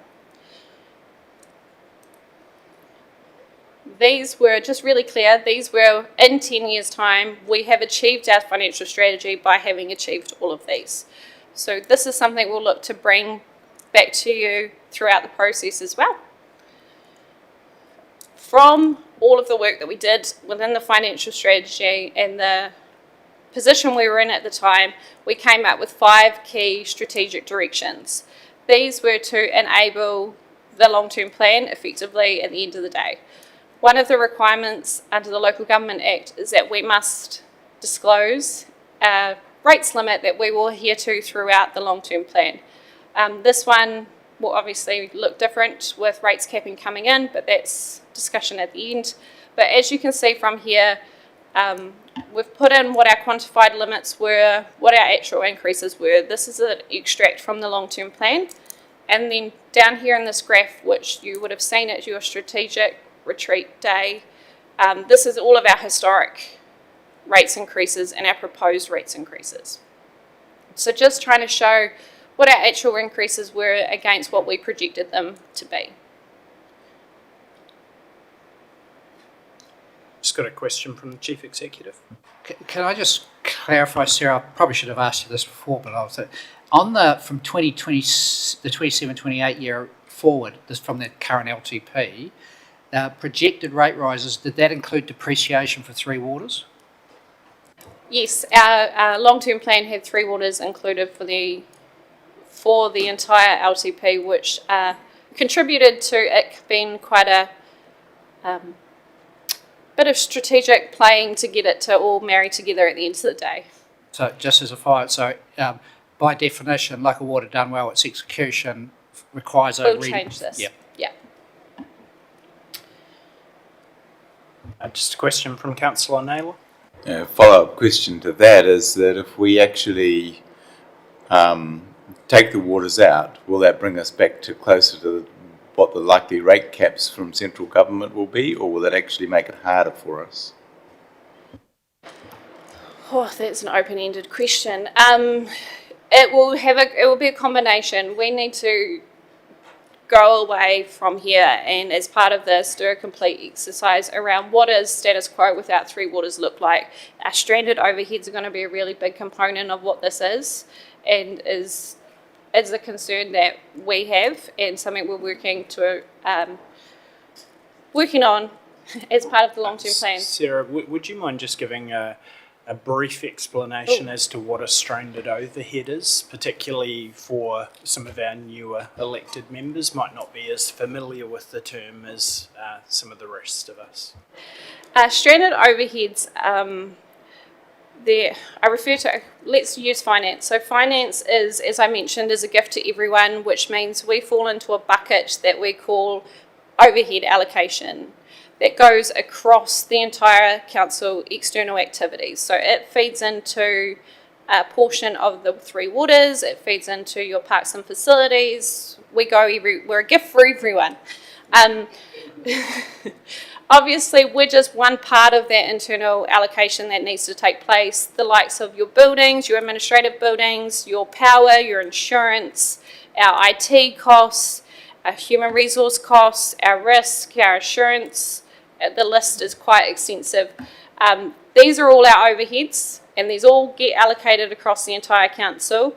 But when your pool that you're allocating these overheads reduce significantly with the removal of Three Waters, these are what we are referring to as stranded overheads. So these are costs that we either need to reduce or find another means to fund to remain within what we had within the long-term plan. Have I given a... Just to check, does that make sense to everyone? And if it doesn't, by the way, feel free to reach out to Sarah or the team at a very, very simplistic and probably too simplistic way of looking at it, though. It is having a look at costs that are allocated over multiple things. If you reduce some of those things, or one in particular being water, And the revenue.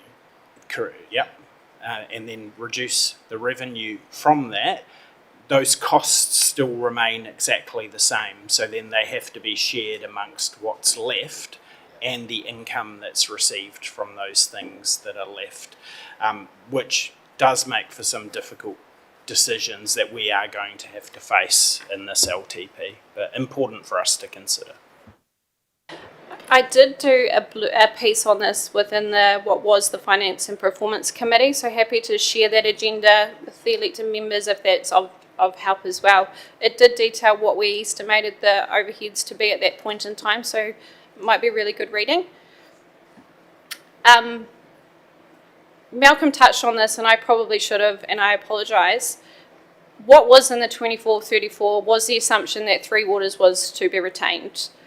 So you'll find out when we get to the end what I'm proposing to change within this next financial strategy. A lot comes down to what was around the Three Waters environment we were in. The next slide is we brought in the 21-31 long-term plan a dedicated debt repayment. However, circumstances that council was in at the time, we have not necessarily maintained the 2% dedicated debt repayment that we actually consulted with the community on. We went with a 1% just to reduce the rates in those environments that we were in at that time. Within the 24-34 long-term plan and the projected debt levels, it was really crucial that we retained this debt repayment, but retained it at the 2%. So within the financial strategy, you'll see there's some graphs that show what does the strategy look like if we didn't have 2% debt repayment, what does it look like with it? And you'll see within the graph, I should have brought it, there's quite a little bit of margin for us to remain compliant within our financial headroom, which I'll discuss shortly. The next one was our borrowing limits, shortly has come. So within the 21-31 long-term plan, council, these are self-imposed limits. Sorry, let me back up for a second. These borrowing limits are self-imposed limits, but we also have limits that we need to stay within as part of our LGFA debt covenants. So these are less, some are less, some are on par with the maximum debt levels that we can maintain within our LGFA borrowing covenants. So the first one that is at the maximum is we increased the percentage of total revenue, net debt as a percentage of total revenue. We increased that from 150% to 175%. You'll see within the strategy, with the Three Waters program that was required, we were not able to remain compliant without increasing our own self-imposed limit. The 175% is the maximum limit we could have without becoming a credit-rated council. The next limit is obviously with an increase in debt. The next thing that comes along is an increase in interest. So have had to adjust these next two items accordingly as well. And then the last one is liquidity, and we did not change that. Any questions? Councillor Naylor. Credit rated council just popped up, I saw in the, as one of the long-term goals and stuff. Can you just explain what that means, please? To become credit rated, you need to go through it's a procurement process that we would need to go through with our Treasury advisors. We apply to become a credit rated council, which would give us a AA or a AB or an A minus type rating that you'll see most banks all have. It costs around $60,000 to $70,000, and so for small councils, it's not been something that's been high on their radar to do.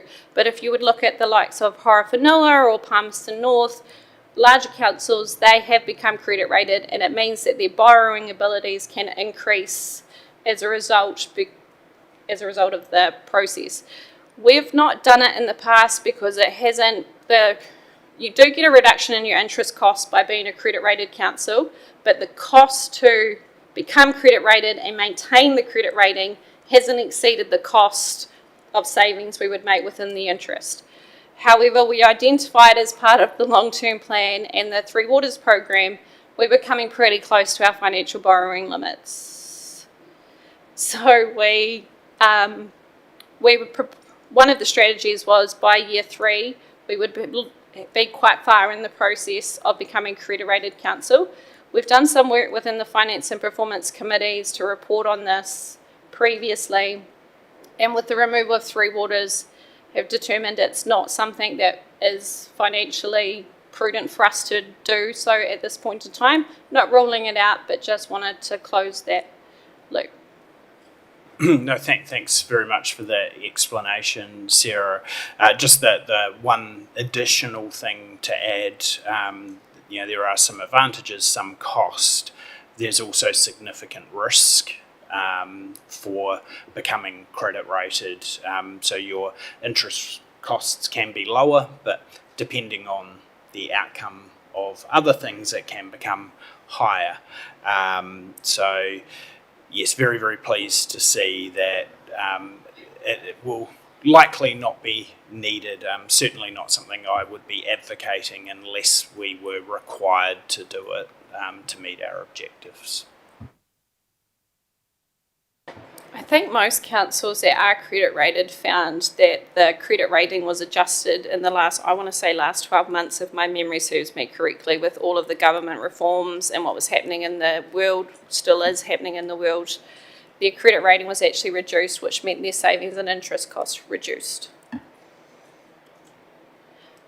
These are some graphs that we've done that show our performance against the limits within our financial strategies. We've gone back to June 2023 and projected out to June 34, noting Three Waters are included in these numbers. Yeah, there it goes. And as you can see, some of these numbers are we get pretty close to our max within the term of the long-term plan. Councillor Wallace. Thank you, Mayor Scott. Can we get caught like we did in the 80s, like the council, with high interest rates? Or is it fixed? Or are we floating? Excellent question, Councillor Wallace. We have a Treasury risk management policy that states what percentage of our portfolio must be fixed, what must be floating. This is a risk mitigation tool that we have in place to try and prevent the hikes within the financial environment. By no means is it perfect, but it's a risk mitigation tool. You'll know from Beth's presentations, we have some floating, we have some fixed, and we have some hedged, just for a bit of fun as well. Just to add to that, for newer elected members, there will be extensive reporting on how we manage that risk, interest rate risk, and how that's hedged. They will be in the full council meeting during this term, so all councillors will be exposed to that. It's something that we all need to be across and comfortable with. So we will be looking to bring that strategy to you, policy to you sooner than we would ordinarily in a long-term plan, just with Three Waters, so just stay tuned. These three graphs are the interest, net interest, and the liquidity, just again showing how we were performing. And as you can see, we get up to, you can't actually see quite clearly on there, but we get up to the 9s, which prompted the increase in that rates limit. This one is around, so one of the loud voices we heard and relevant and now really applicable with rates capping coming in was we needed to find alternative revenue sources. We couldn't, affordability was massive in the 24-34. It's still extremely important and at the forefront of everything we do as a council. So trying to find alternative funding sources was a really big piece of the financial strategy, and when we get to the end slides, you'll see is something we're recommending we retain, but just trying to show through the past, the actual results and the proposed and the planned results, how much of our total operating revenue is rates funded, how much is subsidy, and then how much is all other revenue, so fees and charges, finance, other revenue. Other revenue is either forestry revenue or it is revenue we're anticipating to be received from the likes of the Bush Aquatic Trust with this Paitua swimming pool, with that asset coming back to council on its completion. Broke the subsidy revenue down further just because that gives a bit more detail around it. I think within the reader, I do talk about the waka katahi funding and what a change in FAR rate does mean. As an example, I think what I've got in there is if a 1% reduction in the FAR, it would, with just staying status quo, so what is budgeted in the 26-27 annual plan, we would have a $90,000 increase in operational expenditure and a $100,000 increase in depreciation just for the renewal program that comes with that level. So what I also have done is calculated an average, which is not what will be done within the rates capping, but calculated an average increase just so that we've got the same terminology we're used to, based off what the rates profile looks like without Three Waters, and it would be a 0.64% for every 1% reduction, just operationally. That hasn't factored in any change to the capital program. That's just a quick operational calc.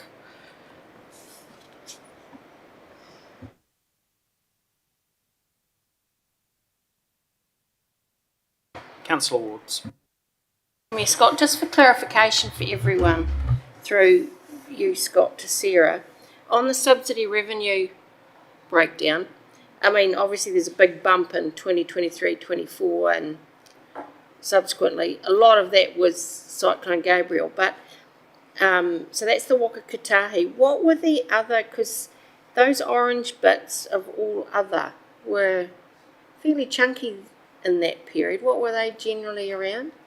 Just remind me. You'll remember post-COVID, the government announced a shovel-ready program, which we were extremely successful in receiving quite a substantial amount of funding, Route 52 being 14.7 off the top of my head, million, over a few years, so that's a big contributor.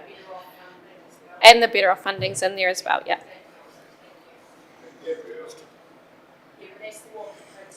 Sorry, team, if you can talk through the chair, that would be helpful. Thank you.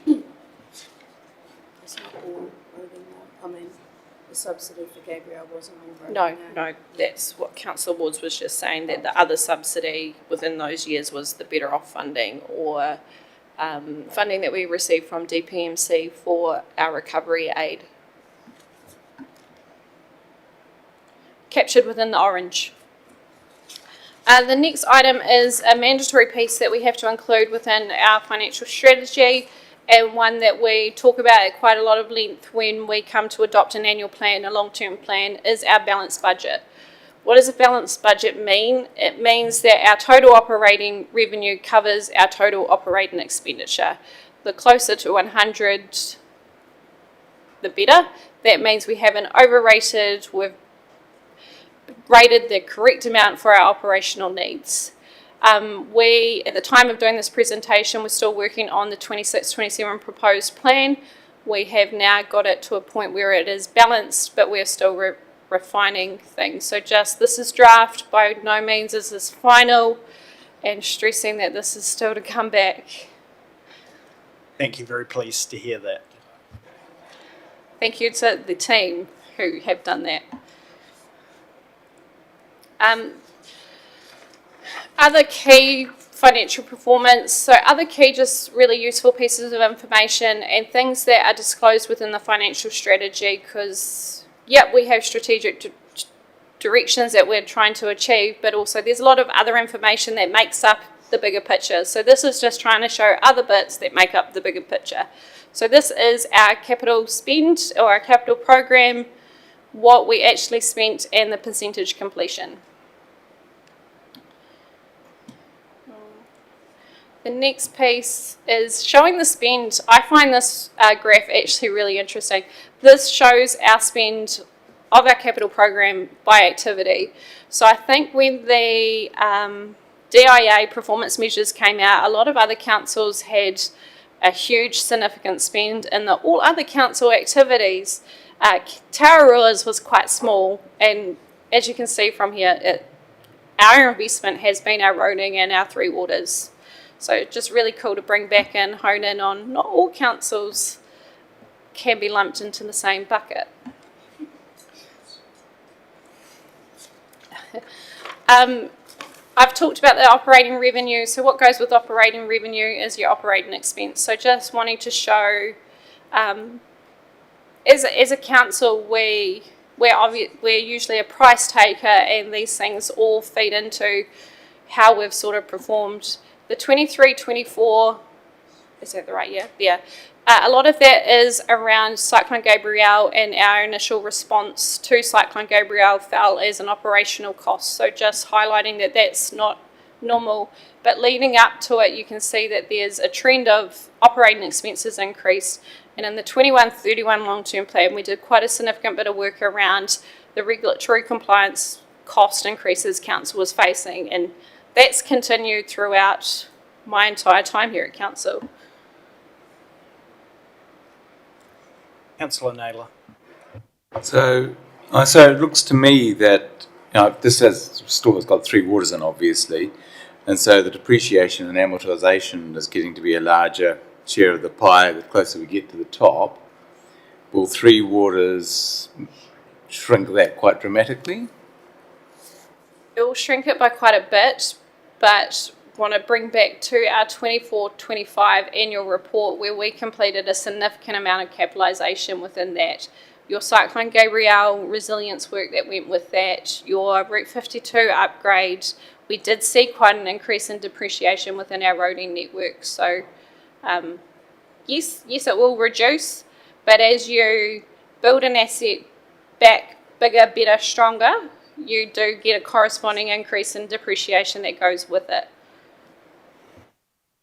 Chief Executive. Yeah, just to clarify that, the charge for depreciation will ultimately be with the CCO, so the customers of the CCO will still pay. So it's just to bear in mind that council's finances will rip, but the overall charge remains. But waters are out under the rate capping, as I understand it. And were other infrastructure, for example, roading, to be taken out in order to that thing, then the resulting depreciation that's left would be minor because we're not dealing with roads and waters anymore. Is that fair or unfair? That would be pretty fair, yeah.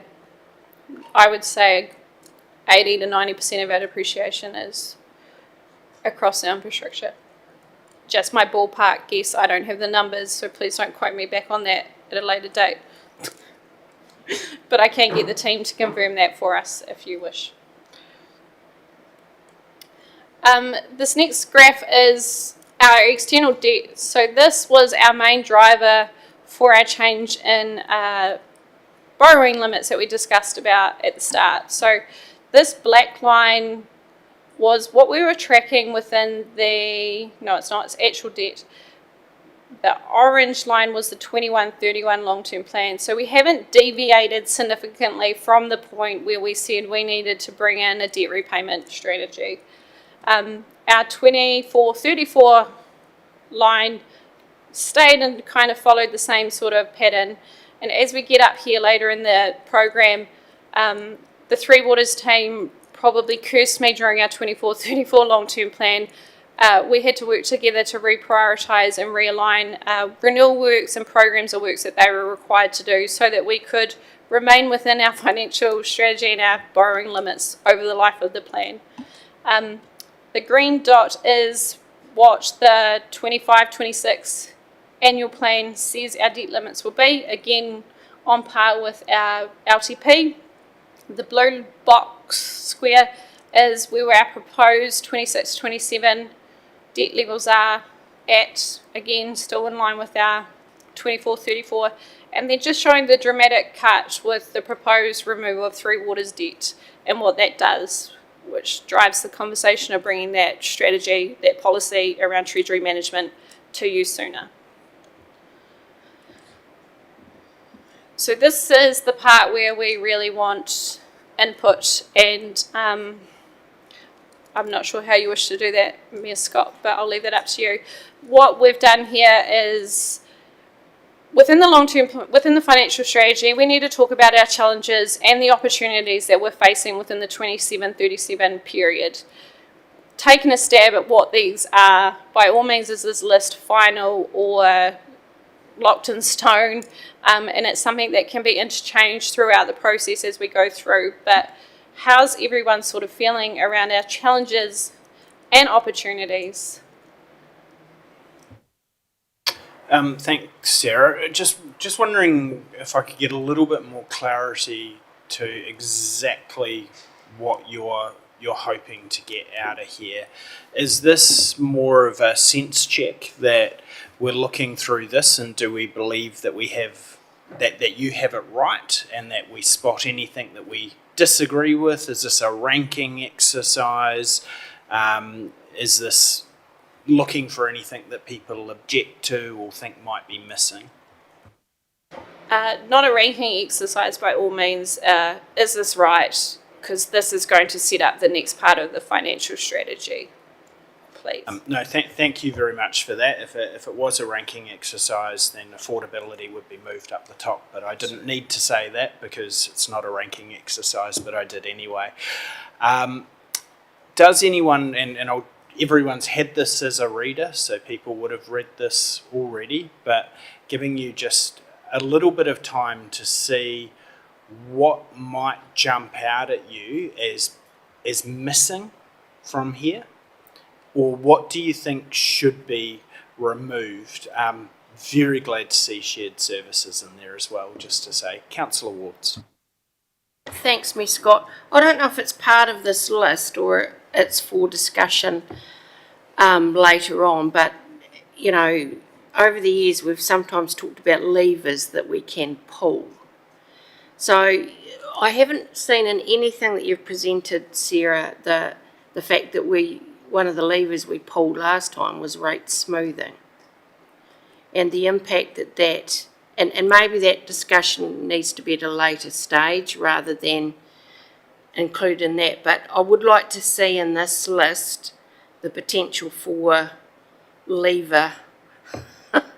I mean, it's not the right word, but I know there are ways and means of, when we get close to the tip of the iceberg or the gnarly end of this discussion, whether or not there is an opportunity there for, I don't know what you call them, the lever strategies or whatever, but I was just aware that wasn't in the list anywhere, so thank you. Thank you, Councillor Wards, for that excellent, Deputy Mayor Wards, for that excellent question. The levers are, some of them are operational decisions and they'll come back when we get to the point of a budget. Some of them are going to feed into what will be the next, this slide which talks about our key strategies that are going to enable us to mitigate the challenges and achieve the opportunities. So some of it will fall into there as well. I have just received an email as we've been talking from Gavin. Thank you, Gavin. 79% of depreciation relates to infrastructure. That's close. Well done, Gavin. And yes, Sarah, your numbers were slightly off, which is disappointing. But thank you, Gavin. My apologies. You were 1% off. I'll just go to the Chief Executive and then Councillor Wallace. Yeah, so I looked at that list, and at the risk of unpopularity, I do think that I need to remind elected members, and at the risk of sounding like a broken record, this period is going to, as far as we know, encompass a rate cap. Okay, that may change. We don't know. It's part of that regulatory environment that's in flux. But all things being equal, I think the assumption is some form of cap will apply to rates, but not to fees and charges. So one of the things, in my view, you'll have to understand is the level of cross-subsidy between rates and fees and charges, and then more importantly, if you increase fees and charges to compensate for the cap, what does that do for the community's use of the facilities? You see what I mean? And I don't know what the answer to those questions is, but I think it's important to understand that, because if you saw on one of the previous graphs how small fees and charges were in terms of council revenue. So in other words, what is the challenge to understand that, but more importantly, what is the opportunity to move funding from rates to fees and charges within a community appetite to do so, simply because a rate capping regime will force you, and more importantly, that's exactly what the government is suggesting you should do. Now, whether they've understood the community implications of that is quite a different story, but it's not on that list explicitly. No, thank you, Malcolm. I think that's worth looking at, and it is something that has been identified in part, I know, in Irina's committee, looking at utilisation and the correlation between increasing fees and charges and utilisations are a very, very important piece of that puzzle. But I appreciate you raising that. Councillor Wallace. Thank you, Mayor Scott. Just one up from the bottom there. I would like to have the word finding more efficiencies, because I really hope that you've found a lot of efficiencies and we're going to have more. I mean, I even bought my packed lunch today under strict orders from the Mayor, so... but you get my drift? Yeah, I think finding efficiencies means that, it could make a negative connotation. I think we're on track, personally. Little bits by little bits end up being a lot of bits. It's like, eating an elephant, one bite at a time. Absolutely, and I do apologise to you and to everyone else for making you bring a packed lunch to council, but thank you for taking it so well. Councillor Irina. Thank you, Mayor Scott. The whole list looks good to me with affordability. You really are thinking about the bigger picture, and it's a lot of what we've discussed through the elections and community feedback. So thank you, Sarah, you've compiled it well. Just a couple of things I was looking at. Supply chain availability, is that still quite a big thing in the council business? I could not answer that for you. It's an ongoing. It's an ongoing issue, but I do not know around our current procurement and what our sort of appetite has been received. Supply chain issues and availability, is it still an ongoing? Yeah, there you go. Yeah, carry on. So because we can't get, so if we can't get a product, does that affect our finances by increasing the product's a lot more expensive? Sorry, I just wanting to know why it's in the list, that's all. Thanks. Really fair question. Yeah, generally, if a supply chain availability becomes a problem, you are either having to pay a premium because you're trying to get it sooner or faster, or you're potentially bringing in something internationally, which has now got tariffs and the likes coming in as well, so it just becomes a bigger cost to the council. And can delay works as well. Thank you, Tracy. Just, I'll come to you in a second, Councillor Wallace.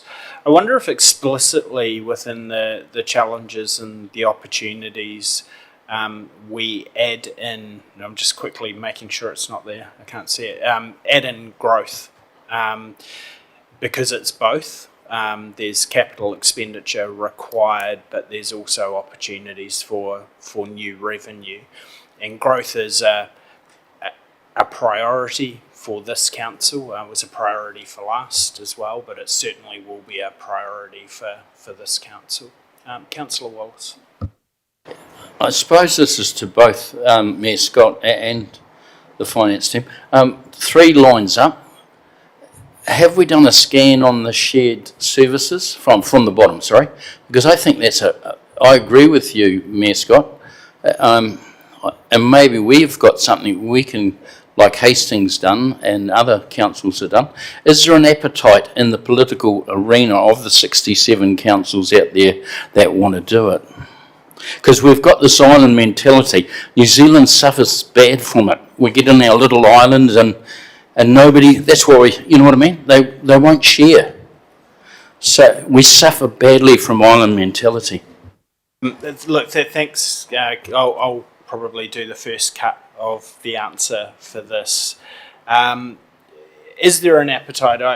That appetite is definitely forming across councils, because there is a very, very clear choice if the reform goes ahead as announced, that you will do shared services in a meaningful way, or you will move towards amalgamation. The government hasn't presented a third option to that.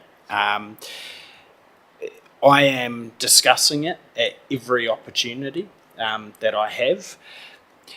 One of the challenges at the moment, interestingly, when reform is on the agenda like this, people need to start working within their own mayoral forum groups, which we are starting that process. And they're also needing to see where the rules will land with government. So there will be some hesitation to move too quickly to get ahead of the rules. That's not to say that I think we should share that, but we have to be cognizant that this is a very different environment now, where shared services aren't going to be a new thing that just we will have to lead.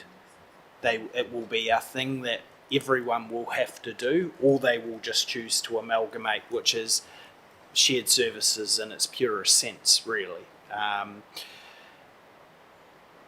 So we haven't got to a point of starting to negotiate with any councils as of yet, but certainly our strategy, and I've been very, very, very public about this, is keeping our options open as far and as wide as we can. That includes with our geographical neighbours, which we have many, but it actually also is further than that. It can be other like-minded councils we can find opportunities to work with. So I will be looking forward to providing more updates as we go, but this will be a very important part of this long-term plan. just complementary to that, because shared services or regionalisation is really shared services by stealth, in a sense. Would you agree?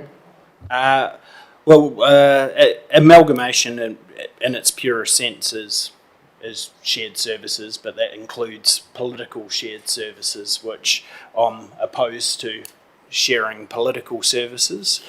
I've been quite frank about that, to be fair. At the moment, the government has not said that there is a requirement to amalgamate. They have given two choices. It is moving towards greater efficiency through meaningful shared services or formal amalgamations. I will be holding government to that whatever we do will be a choice of our council, but actually most importantly, the people that we represent. So I'll go to Tracy first and then to Councillor Wards.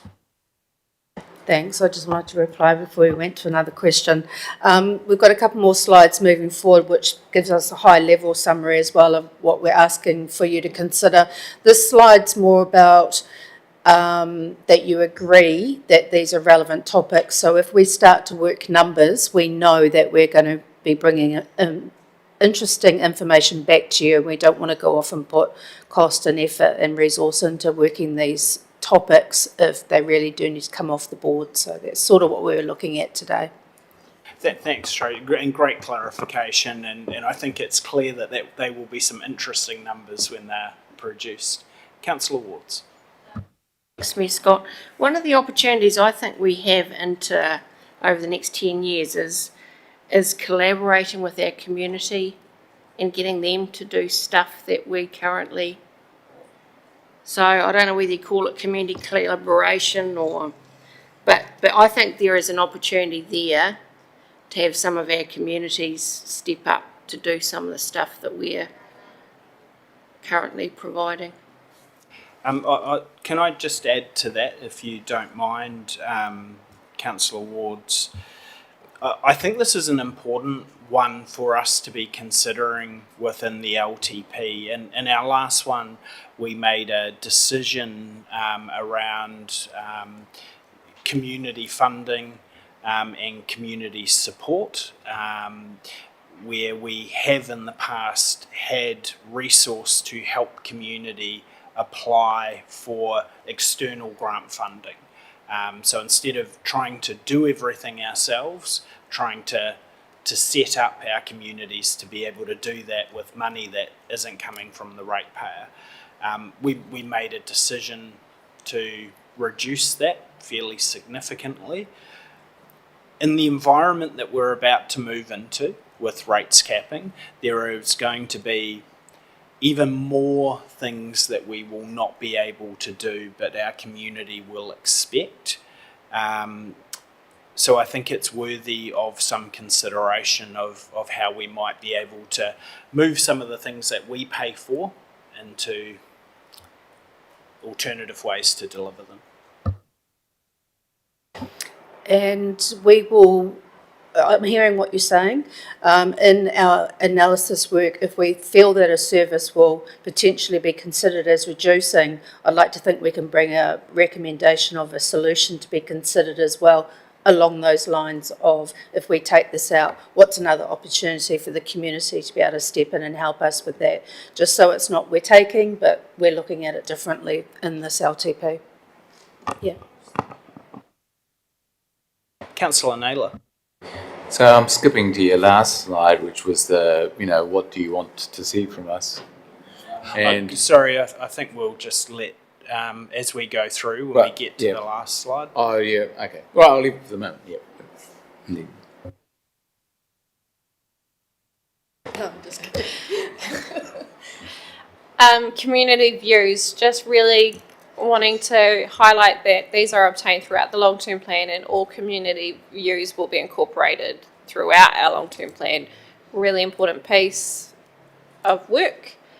On to our next slide, which is our recommendations of what key strategies. So You'll recall I talked around our 5 key strategies that we put in place to achieve our what does 10 years time look like. So this is just an initial cut. How's this looking, feeling for the team? Thank you, Sarah. I was looking forward to this slide and I'm so glad it was the first bullet point when I read it on the reader. Reducing borrowing limits is something that I'm quite passionate about. I have always challenged every time we've gone up. I've always agreed with it, but needed some very strong justification. And if we do not require if we don't require being at 175, then absolutely that should be dropped, and not necessarily just to 150. We should see where it should be at. One of the reasons for this is, even though waters will be moving off our books, our ratepayers, the same people, will still be paying. So if affordability is an issue that we've identified, it isn't just what we're charging, it's all of the other costs that are being incurred by them. I have heard some discussions with other councillors and mayors outside of our district talking about all of the cool things they might be able to do as their debt cap changes. Government will be watching very, very closely for any lolly scrambles, but it would be, in my view, doing a huge disservice to people thinking that we had a whole lot of capacity to borrow when it's the same people will be paying the cost. So thank you for adding that as the first bullet point.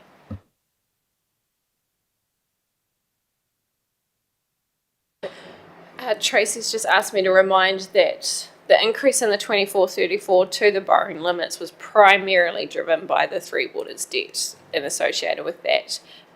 If I recall back to when we did the 24-34, our limits increased in the 21-31 financial strategy, and the LTP before that, I think the maximum was 100% of total operating revenue, if my memory serves me correctly.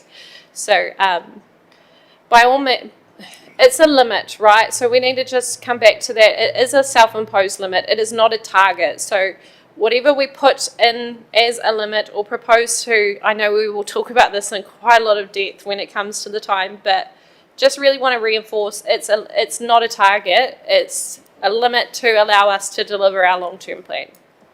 Could I just make and I don't disagree with anything that you've said, but I do want to make a bit of an overall comment with that.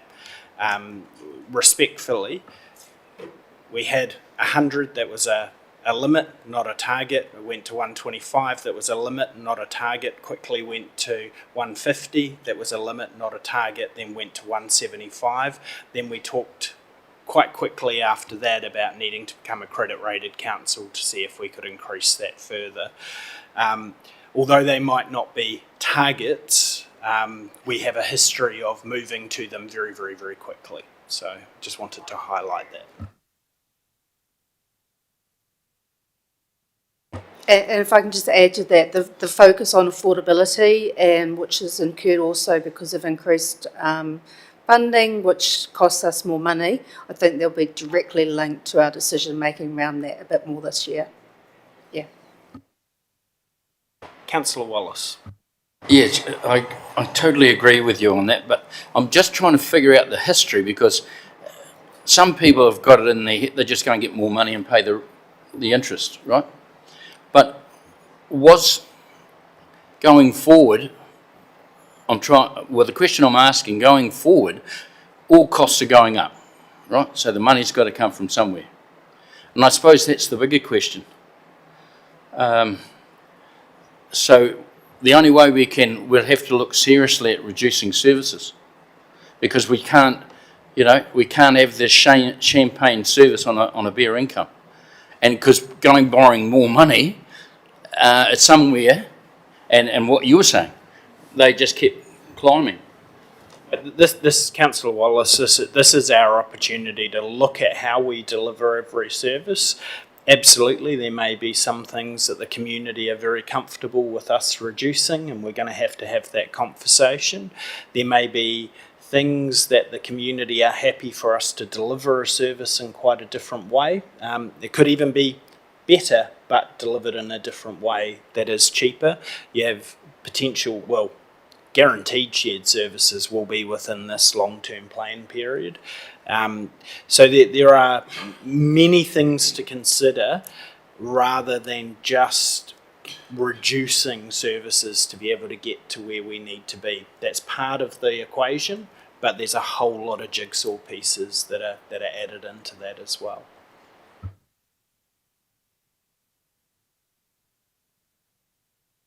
Councillor Naylor. Yeah, I think just building on that a little bit, the diversify revenue sources is a big thing, and I'm really pleased to see that there. I don't know, we don't know what we don't know yet, and I will cover that more in my next comment on the next slide. And just back through the chair, that's directly covering off the fees and charges. Yeah.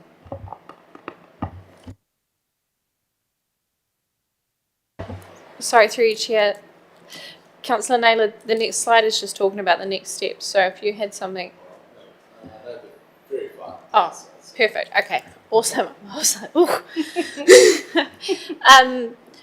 These are just key strategies that just off the bat, without having numbers, without having done any more background work from what we know, these are just high level. This is what we'll be looking to put it within the financial strategy. This will feed into each of the service level discussions, the activity discussions that will come after the fact. Your diversify revenue sources is also going to come as a big piece of your revenue and financing policy work that's going to come back multiple times as well. So we're all interlinked, but this is us setting the strategy or the direction for each of the subsequent pieces of work that come. Next steps. We have another financial strategy workshop in July.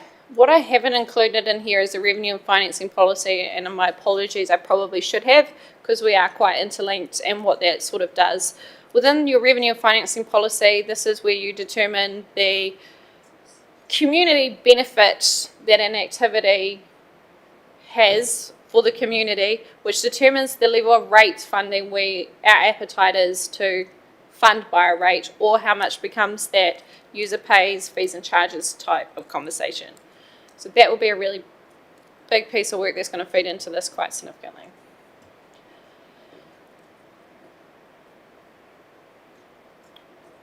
I don't know why there's a lag. Hit again? Oh, is it just lag? Oh, there it is. I obviously put in time things for it to work.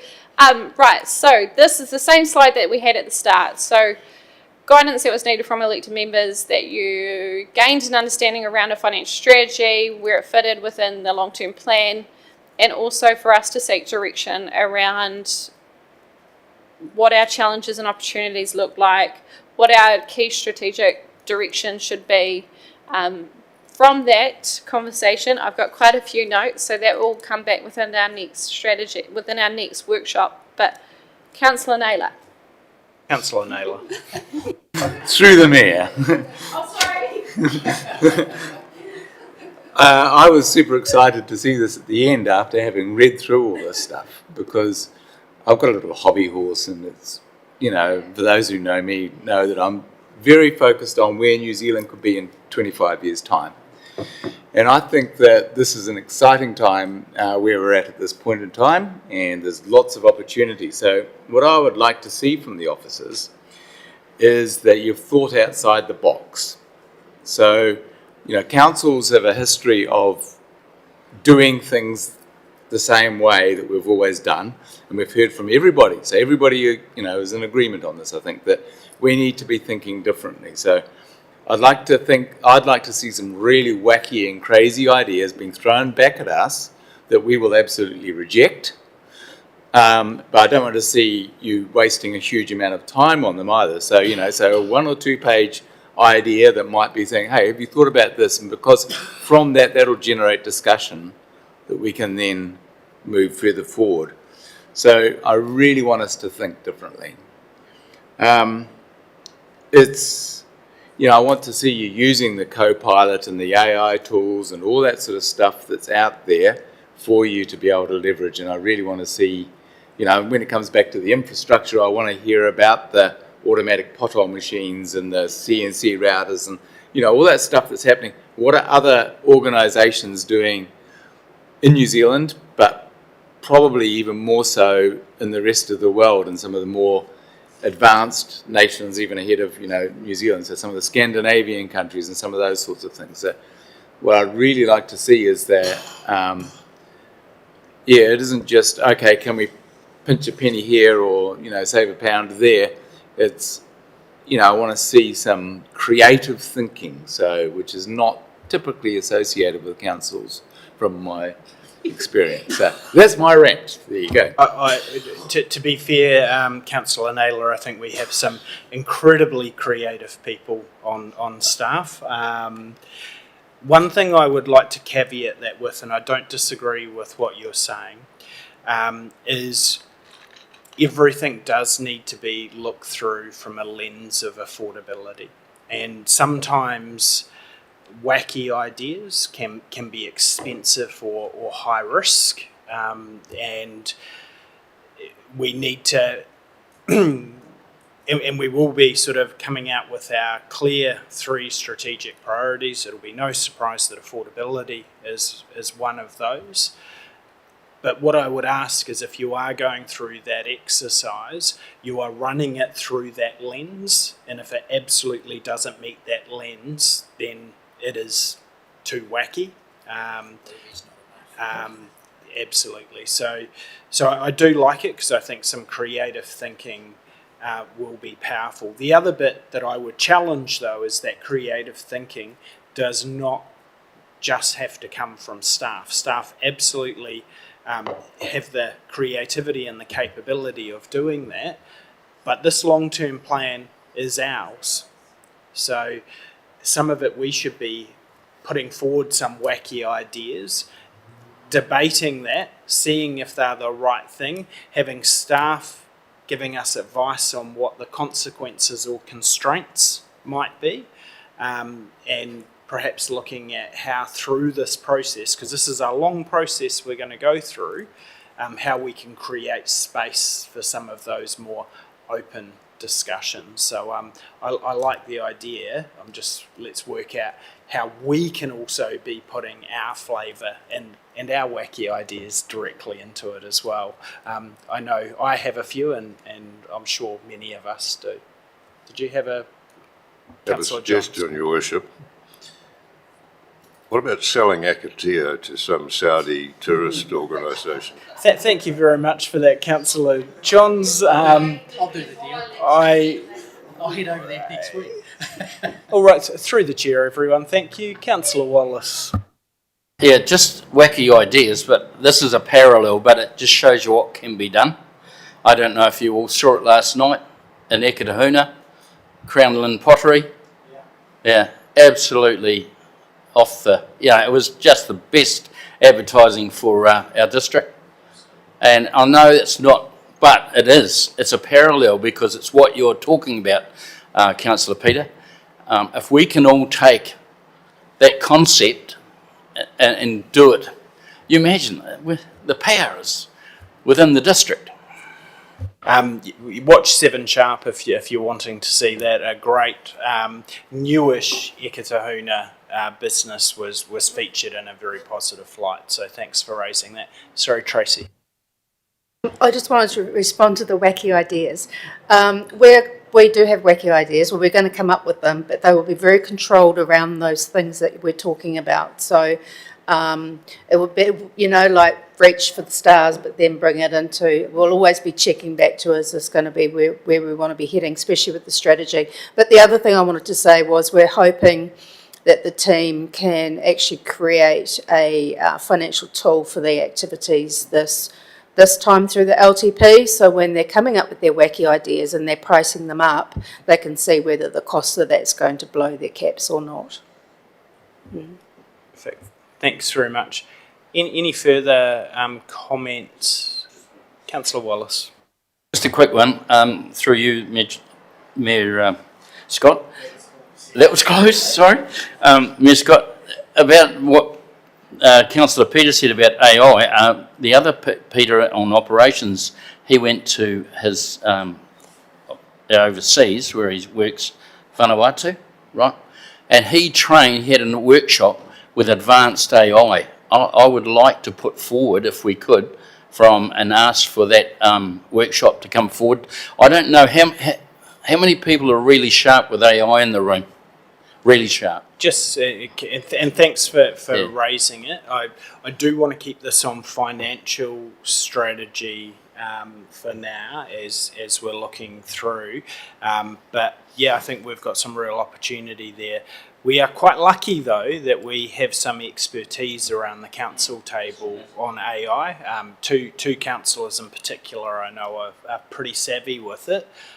So maybe we will find a social way of getting some lessons on it. Councillor Naylor, I hope he doesn't mind me mentioning it, but I have seen a presentation from Councillor Naylor on that very subject, and I'm sure that it could be tailored a little bit to what we're doing, but it was very enjoyable. So, Tracy. Yeah, that'd be great. Also, we'll pop it down on our list of opportunities as well. Any other comments before I just make a final one? And I'll give Team U the final word, but I just wanted to thank you for the presentation. It is really important. Numbers are council. You know, everything that we're able to do is reliant on our finances. So it's really important that we understand them. As part of that, though, we do have half of our council are newly elected members. If you are not understanding everything that has been provided within this presentation, that's okay. That's really natural and that's really normal because it is a lot. This stuff will become more familiar to you. But do ask those questions. Let this sink in and then really start thinking, what might you want to get more information on or get more detail on, because this is actually what's going to drive our success. Ultimately, it's what we can afford to do. So, team, thank you for your presentation. Really appreciate it. I think we did pretty much need the time that was allocated. So I'll hand over to Tracy and Sarah for the final word before we're closed out. So much for my 30-minute presentation. Thank you all so very much for your contribution and for listening to me talk about my passion topic, which is financial strategy. As Mayor Scott has said, we're here to help your understanding, and if we can do it in a way that helps you, that helps us succeed as a council. So please do reach out. Thank you. Thank you very much, team. A significant amount of work has gone into this and we are very, very grateful. Kishan, would you mind closing us off with a karakia, please? Tēnā tātou, kia tātou katoa, te atu whai o tō tātou ariki a ihukarati, ko te aroha o te atua me te whiwhiga tahitaga ki te wairua tapu, ake, amene. Thank you all for your participation.